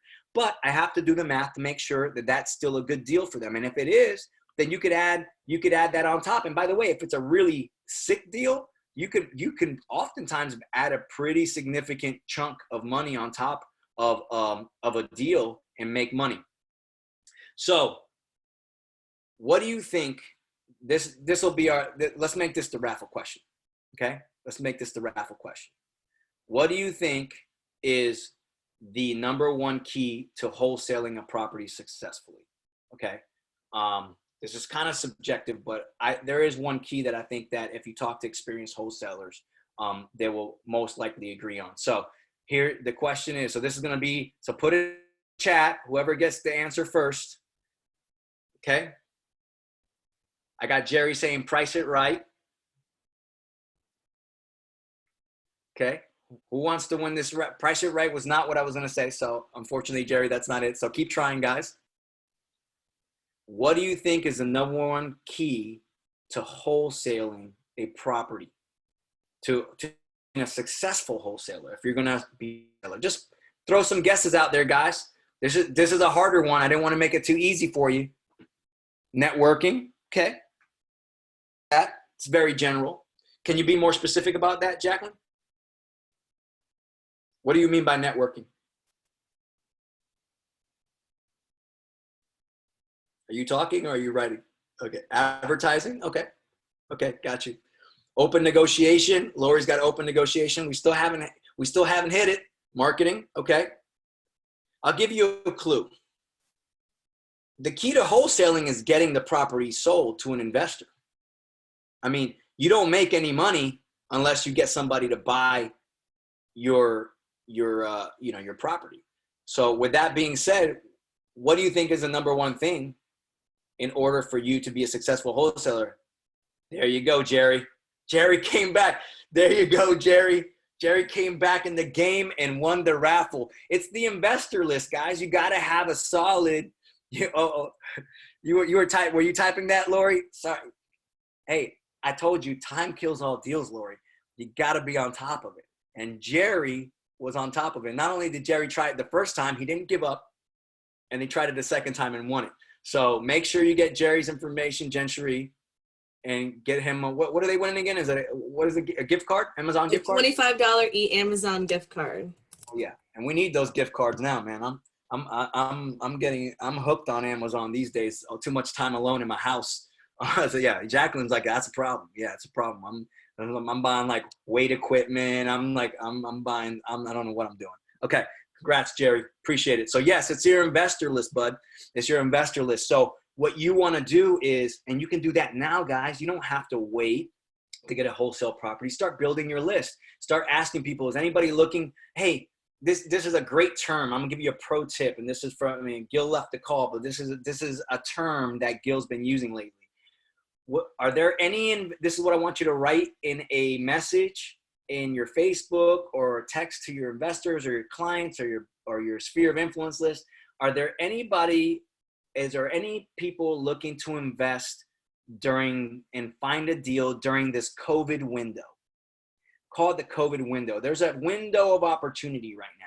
Is anybody, out of curiosity, is there anybody looking to take advantage as an investor of this COVID window? And even if they don't know what that really means, they're going to be like, all the investors are going to be like, what do they mean by that? What's the window? Like, what deals are out there? I guarantee you guys, you're going to get 5 or 6 people that are going to reach out, because the number one thing that investors want is a deal, and they don't care who they get it from.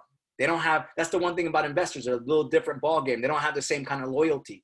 Their loyalty is to the deal, okay? But if you're the best deal finder, they'll be loyal to you, okay?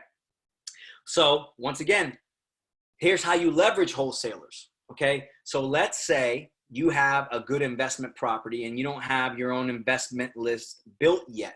Well, guess what? I'm going to call a few of my wholesaler friends and I'm going to say, hey man, I got a sick deal. Do you happen to have anybody for this? Because guess what? Two of the biggest deals that I've done, okay? I did one last year for 1.6 million, okay? It was an investor deal. And you know what? I tried going to my investor list, didn't get, I tried for about 24 hours. I told you time kills all deals. I knew I had about 48 hours to get this done. So I said, okay, I tried my list and see if I could find somebody directly. When I could not find somebody immediately, I called my wholesaler buddy. I said, look, I got a sick deal. I did the numbers on it. This is a sick deal. You got anybody for it? Boom, in hours, had somebody in there. I didn't make as much money because we had to split it, but I still made 20 grand on the deal. That ain't, you know, I mean, you can't live off of that, but hey, you know, it's not bad, right? So guess what, guys? Don't be the person who's waiting for 100% of nothing, okay? If you can get a deal done, get it done, okay? I'd rather take a little bit less and get the deal done than not get the deal done at all, okay? Cool. So let's get into Nick's form of expertise. We're coming down to the end here. So we got about 15 minutes left. So let's get into buy and hold rentals, which is Nick's specialty. So Nick, give them a little bit of a rundown of when you're advising, you know, somebody, because you're dealing with buy and hold investors. What are you advising them? Where are you advising them to buy? How are you advising them to buy? And tell me a little bit about what you talk to them about. So basically, there's really two questions that, well, there's three questions that I ask when I come across somebody that's looking to buy a property. I have realtors reach out to me, hey, I have somebody that's looking to invest, you know, and this is their first time, you know, how do you advise that I help them? Well, the first thing is obviously is what kind of rental investment are they looking for? Are they looking for something that they're going to hold on to for a long time? Or is this something that, you know, they're going to rent out for 2 or 3 years, looking mostly for appreciation, looking for a little bit of that mailbox money in the meantime, but they really want to get a good turn on their investment income, you know, 2-3 years down the road. The second question is what type of rental is it? Are you looking for a vacation rental, something that you're going to be able to come down with the family maybe, you know, for a couple weeks out of the year and use yourself, and then do the Airbnb, which is the big craze right now. Unfortunately, obviously with COVID, they've shut down on vacation rentals, you know, but, you know, is that something they're looking to do? Or are they looking to, you know, have this as a long-term rental, year, 2, 3, you know, 3 years for the same tenant, whatever that may be. And then the last question is what is their price range, obviously, because, you know, if they're looking for, you know, 120 and under, you know, they're going to probably need to go the condo route. If they're willing to put a little bit more into it, you know, 120 to the $200,000 range, which I call the sweet spot, then they can do single family home. You know, and then from there, you know, you're looking at what areas. Are you looking at, you know, do they want to be in the Orlando area because they're concerned about, you know, being close to downtown, or do they want to be, you know, do they mind being in those, what I call commuter cities, which is like Kissimmee's, Deltonas, Claremonts, those areas, which right now are getting your best return on your investment. So those are the questions that a lot of realtors come to me with, and you know, and that's what I kind of guide them along the lines when they're working with their first investor, especially an investor that's never done this before, and we can try to help them that way. Fantastic. Fantastic. So once again, the terminology you'll hear for this is buy and hold. They're looking, most of the time, they're looking to buy it and hold it and receive that residual income we were talking about before. So remember, we talked about what Tony Robbins said, income is the only outcome. And that's what rentals are really about. Rentals are about creating that passive income, right? Creating the income that comes in every month from those rents. You know, it's like, you know, when you're talking to buyers too, you know, or renters, you know, you always say, you know, you're paying a mortgage, you're just not paying yours, right? You're paying somebody else's mortgage. Well, guess what? The person's mortgage that you're paying is getting that mailbox money, right? That's the whole point of this, right? So let's talk about the basics of rental so you can get a nice overall picture of this. So first of all, once again, buy and hold. We're buying and we're holding. This is not a quick fix and flip type of situation, right? So it's a long-term investment, bought for the purpose of residual income. So we just mentioned that. the purchase price, this is a little bit different now.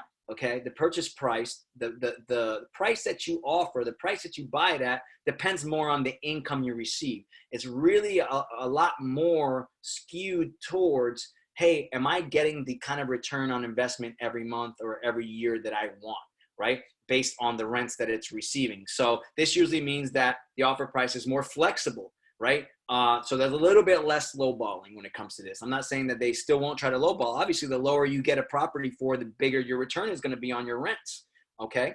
But at the same time, somebody who's comfortable with X amount of return on their investment, right? They're going to tell you that, and as long as you find something within that range, that's fine. And so that might actually be what the property's listed for. I'm like, man, this is a good deal already, right, for them. And I'm going to show you a way to analyze a deal like this so you know it's even in the ballpark or isn't. So we're going to talk about another math formula in a minute. And what I really like about buy and hold investments or long-term investments are that you're less exposed to cycles, okay? So if you're a fix and flip guy, right, and you get caught up in a downturn in a site, the downturn in the market, something happens, national crisis, something crazy like that would never happen, like a pandemic, you could get caught up in something like that. And the problem with a fix and flip person is that they're trying to turn this property around quickly. So if you get caught up in a bad time, then, you could be hurt. The cool thing about buying and hold is you can sell it whenever you want to sell it. If a buy and hold person is like, oh, well, I don't want to lose money on my investment. Well, then just don't sell it when the market is low. Wait till the market rebounds, wait till the market is high. And at that time, make a decision. Hey, is it my time to cash out? Is it my time to get out of this investment and cash out? But you can wait because you are a long-term holder, right? So in other words, if you were like, hey, this might take a little bit of a dip right now during this COVID window, maybe there was a buy and hold investor who was thinking about selling right before this pandemic hit. Well, they might say, let me hold off for a little bit. Let me continue to receive my rent, and let me see what happens after this pandemic thing. To be quite honest with you guys, and we were already in probably one of the top 3 cities in the country for real estate. I know the people from New York on the call and in other places, but we were already a top 3 market in the country. Let me tell you what I think is going to happen. There was 900 people a day leaving New York to come to cities like Orlando prior to this. I believe there's going to be thousands getting out of places like New York and looking for places not only with better weather, not only with better taxes, not only with better prices, but with more space, right? You're not, people who are living in, apartment buildings in New York, might say to themselves, you know what? I'd like to live in a place where I got a yard and there's a few feet between houses, because I'm done with this condo, apartment, whatever living that I'm doing. So be ready, guys. I think we're about to have a boom after this, but we'll see what happens. Okay. So let me tell you how we're going to value a rental property. Okay. So let me talk to you about what's most important, which I mentioned before, which is the income it produces. Okay. So when I'm looking at this, if you're a buy and hold person, you're looking to value this mostly based on income. We're going to value it on comps too, because the double whammy would be that you not only get a great rental return, but you also get equity.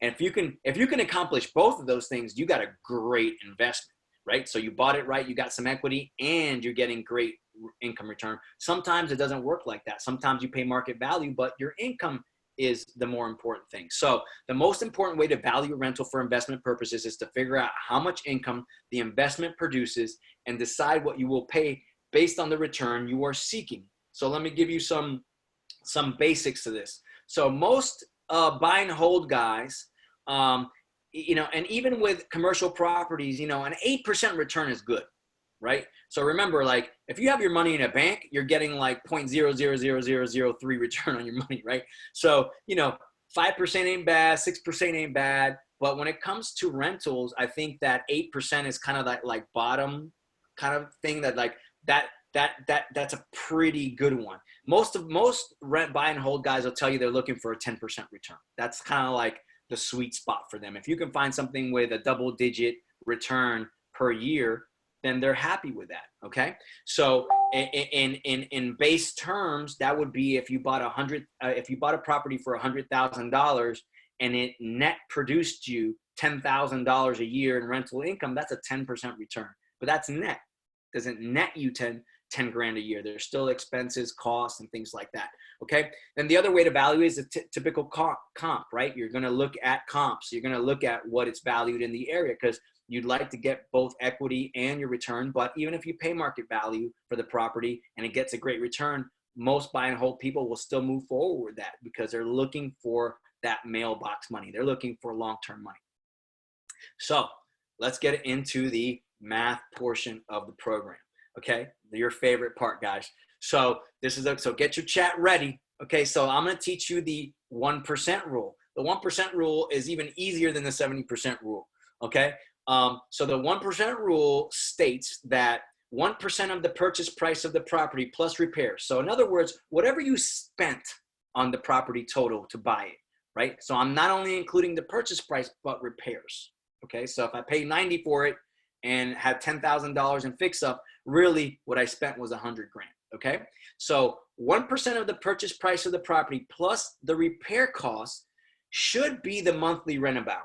It's a rule of thumb. It's not hardcore fact, right? You want to say something, Nick? No, sorry.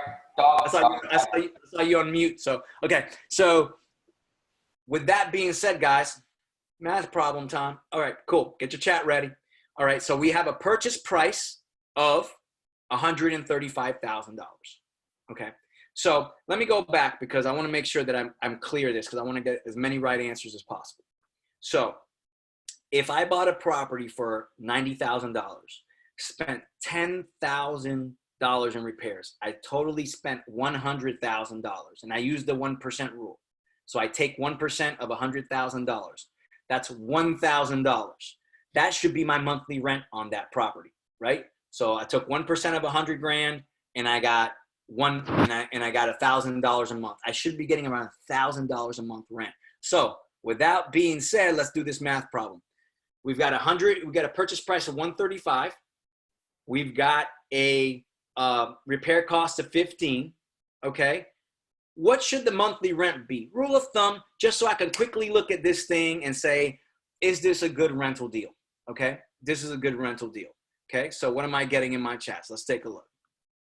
I've got, Jerry's got 1,500. Caroline's got 1,500. Anybody else want to give it a shot? Okay, we got two 1,500s in the game. Okay.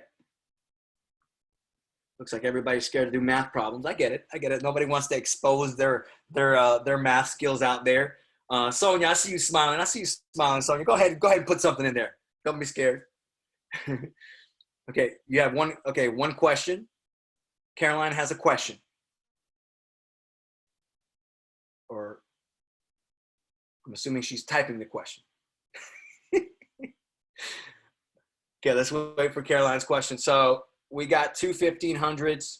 I don't see your question yet. You could always unmute your mic too. Don't be scared.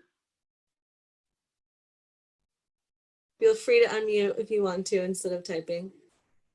Okay. So she says our home is $300K. We should rent it out for $3,000 a month, but the average is $1,800 here. Okay.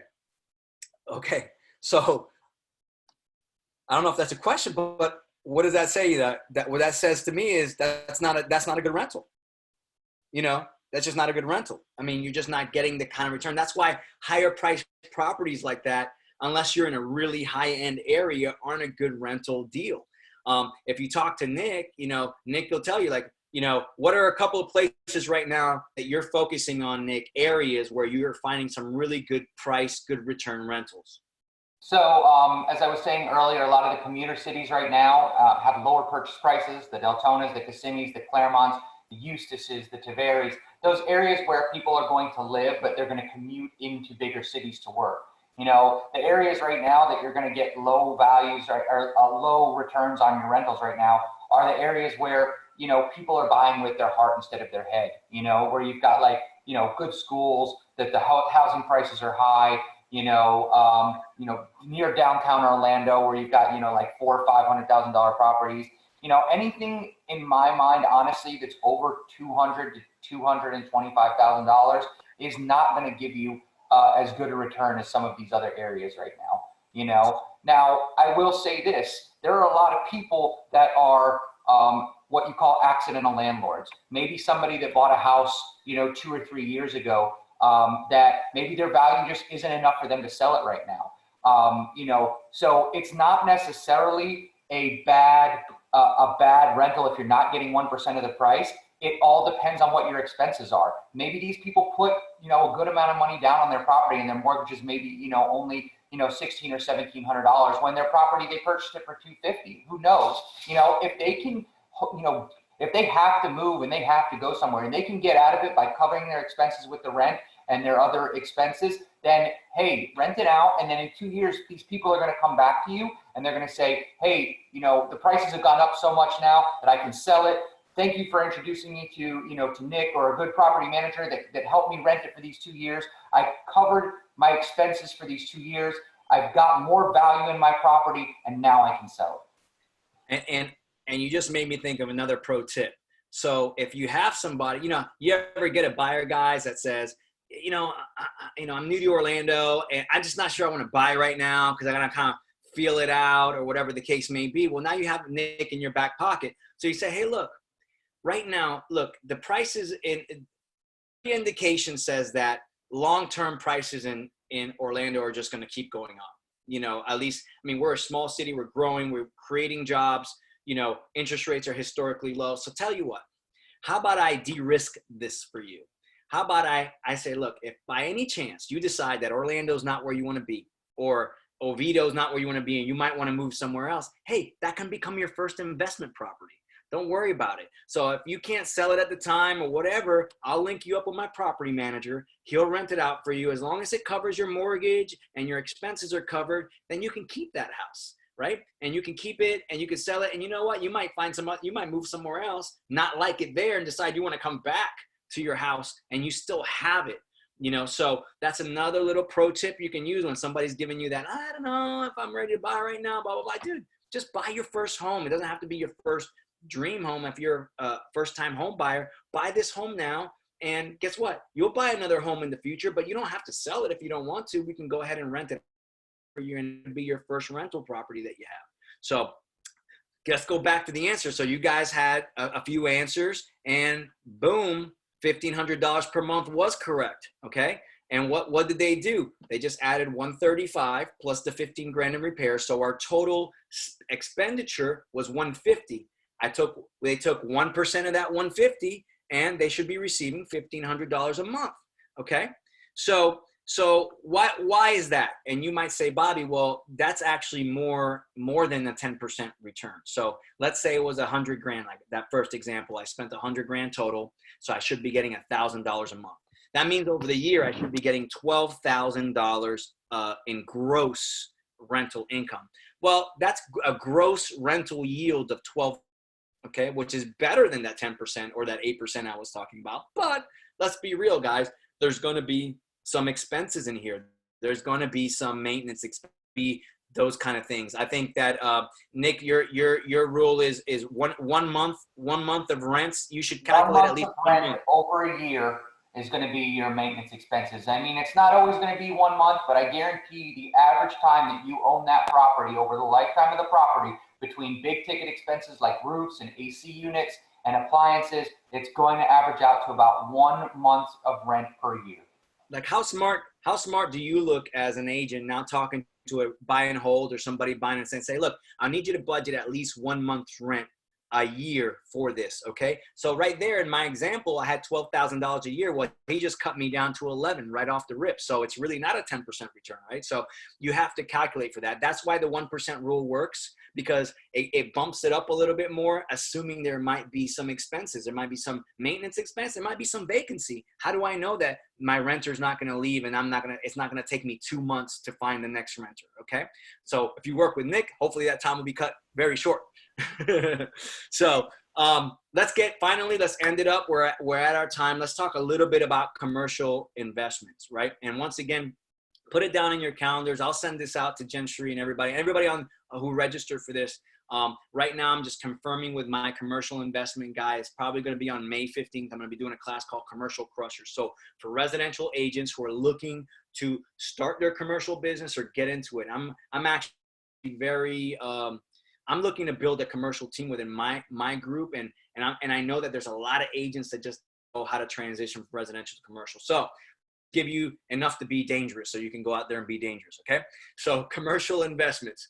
And we're talking about, this is office, retail, industrial, even multifamily. You know, commercial investments are also, you know, apartment complexes 5 units and up. That's considered commercial. Okay, so this is the term that you're going to see most often in commercial investments. Okay, and commercial investments, similar to buy and hold, you know, you don't have to look at it that much differently from buying one single family home as a rental. You're buying a property that you're renting to somebody who's giving you monthly income, residual income on your property. Okay, so they're looking for return. They're looking for what to offer. What should I offer for me to get the return that I want for this property? And the term that you'll hear a lot is cap rate. And cap rate is just return on investment. What percentage yield? Remember when we were talking about the single families just now?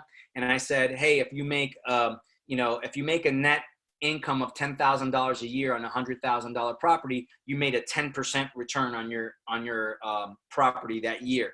Guess what? 10% is the cap rate. And matter of fact, a lot of single family investors use the term cap rate too. So they'll tell you, hey, I'm looking for cap rates of 8%, 10%. All they're telling you is, hey, I want a net 10% return a year. I want a net 8% return per year. So how do we figure this out? What's the formula? Okay, so the basic formula for this, to figure out cap rate, you take net operating income, which is just the net profit, right? It's the net income you receive from your investment property. In the single family, let's say it was, you know, our gross was maybe $12,000 a year with the 1% rule, but with all the expenses, let's say it's $10,000. That means that my net operating income, my net income is $10,000, right? So net operating income divided by the purchase price, right? And the purchase price could be, you know, the same thing, could be purchase price plus repairs. In this case, I'll keep it simple. It's what did I spend on this property? So net income divided by what I spent to buy the property, okay? That's how you figure out cap rate, the same way you really did with a single family. Okay, there's a second formula, which is essentially the same formula, but a little bit different. And the reason that I gave you the second formula is because the second formula is going to help you figure out, it's going to help you reverse engineer a number. So the first one helps you solve cap rate, but let's say you have the cap rate and you need to know what the purchase price is that you should offer to get that cap rate. Well, this formula on the bottom there's a little trick to this, okay? So whatever you're solving for on that second formula, just cover it up with your hand and it'll give you the formula to figure it out. So for instance, we just did the cap rate, right? So if I wanted to solve for cap rate and I cover up cap rate, then you'll see that the formula is net operating income divided by purchase price. But what if I wanted to figure out what the purchase price is and I cover it up with my hand? Well, that would be net operating income divided by the cap rate. Okay, what if I wanted to figure out what the net operating income was? Well, I would multiply the cap rate times the purchase price. Just use your hand and cover up the thing you're solving for and it gives you the formula. And we're going to go through a couple of examples right now so you can do this, okay? So here's example number 1, okay? So the net operating income, in other words, the net income you receive from the property per year is $130,000. That's pretty sexy, right? $130,000 off one property. Guess what? That's why people invest in commercial properties, because you can get a lot more income from one property. You know, in single family, to get $130,000 in income, you would have to own a lot of properties, right? With a commercial property, let's say you bought an office building, hey, you might be producing $130,000 a year net income just off that one building. So the purchase price is $1.9 million, okay? So I want you guys to tell me what the cap rate is. Go into the chat, tell me what the cap rate is, okay? Remember the formula. Cap rate is net operating income divided by purchase price. So tell me what the cap rate is. Let's see what the chat says. I'm gonna open up, see who my people are. Everybody, I have to jump on another call on my, I got a call with my partner that I'm a little late for. So it was great seeing all of you. Great class, Bobby. Thank you so much for the opportunity. If anybody has any questions at the end of this, Bobby has my information on the slide, and feel free to add me on Facebook as well. It's Nicholas Guadagnino. Thanks, guys. Have a great day. Thank you, Nick. Thank you for all the info. All right, guys, come on. Give me something in the chat. I need somebody to do this math problem. There's about 7 people left still, so I need your help. Yep, I got Jerry. Jerry's always coming through heavy, man.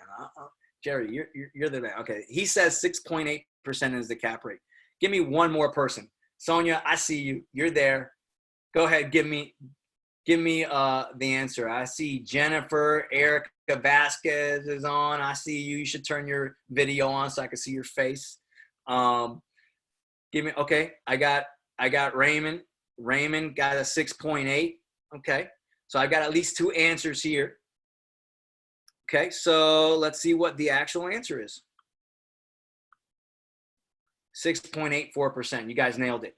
Okay. And what did you guys do? You just took the income divided by the purchase price. Man, that's not a hard, see, that's the thing about commercial and things like that. People make it a lot harder than it seems. It's not that hard. Now you know what the cap rate is on that property, right?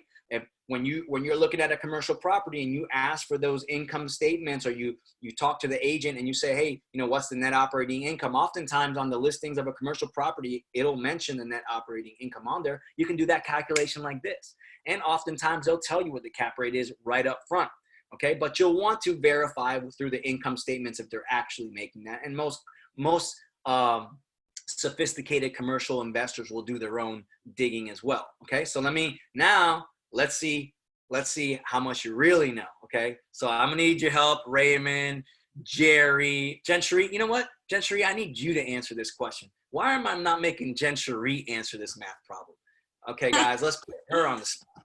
Okay. You can't just sit there silent as the co-host. Okay. Here's example 2. So now we're going to get a little bit more, slightly more difficult, right? So we're going to reverse engineer the answer. Now, remember that first formula that I showed you, right? So I'm giving you right now the net operating income, same thing, net operating income of 130,000. Let's say it's the same exact property, right? But here's the deal. Your investor tells you, I want to buy this at a 7.5 cap. I want to buy this at a 7.5% cap rate. So we know the net operating income is still 130,000. So we have 2 of the 3 things that we need to solve this formula. So I think that I have the formula in the next screen. Let me see. There you go. So I made it easy for you. So once again, here are the numbers. Your net operating income is 130,000. Your investor says, hey, I want this at a 7.5 cap. I'm not going to pay what they're offering this at 1.9 million. So let me ask you this. What should you offer for that property to get a 7.5% cap? Okay. What should you offer on this property? Right? So I'm looking for the purchase price. I told you guys, how do you solve this? Right? You put your hand over the thing you're trying to solve for. I'm looking for the purchase price. Okay, so if I cover that up, what does that leave me? It leaves me net operating income over cap rate, which is net operating income divided by the cap rate. So tell me what I should pay for this property to get it at a 7.5% return. That's what I need to know. Jen Cherie, you better be the first one to answer this question, okay?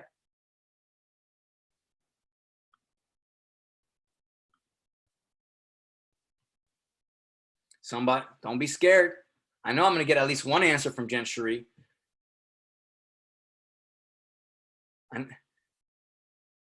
I got Jerry at 1 point. I know what you're trying to say. 1.73. Yeah, there you go. I got 1.7 million from Raymond. I got 1.733. I still want you to try it, Jen Cherie. I'm not going to let you off the hook on this thing. I typed it in. You typed it in? Let me see. I got the same. I got the 17333.33 on my calculator too. 7.333. Okay, let's see what you guys are. Let's see if you guys are even close. Oh, You guys nailed it, right? So isn't that cool? Now we can reverse engineer this now. Now I can figure out, hey, what do I need to buy this property for to get the return my client wants? So even if you see a property and you're like, hey, my client's looking for an 8 cap, an 8% cap, and you're looking at the price, now you can easily do a calculation and see the cap rate. Okay, it's not at an 8 cap right now. What do I need to do to get it to it? What would we need to offer in order to get it to an 8 cap? And that allows you to reverse engineer that formula. So guys, you did freaking great. Thank you for your participation. Here's Nick's information just in case you need to connect with him.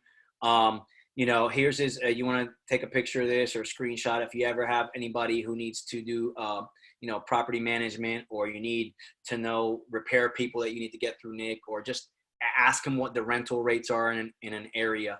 And, you know, we're a little bit over time. I'll go ahead and blame my business partner, Gil, for just hopping on the call and just like taking up at least 10 to 15 minutes of time. So I'll blame it on him. But if you guys have any questions, I'm open to answering any more. If not, we'll close it out for the day. Awesome. Thank you so much, Bobby. Appreciate it. Absolutely. Absolutely. Doesn't look, I'm not seeing any questions yet. No questions.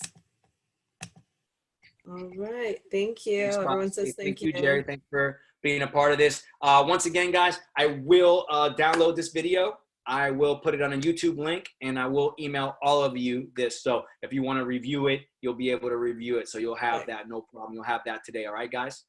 Awesome. Thank you so much. Everyone have a great Friday and an awesome weekend. All right, guys. You guys take care.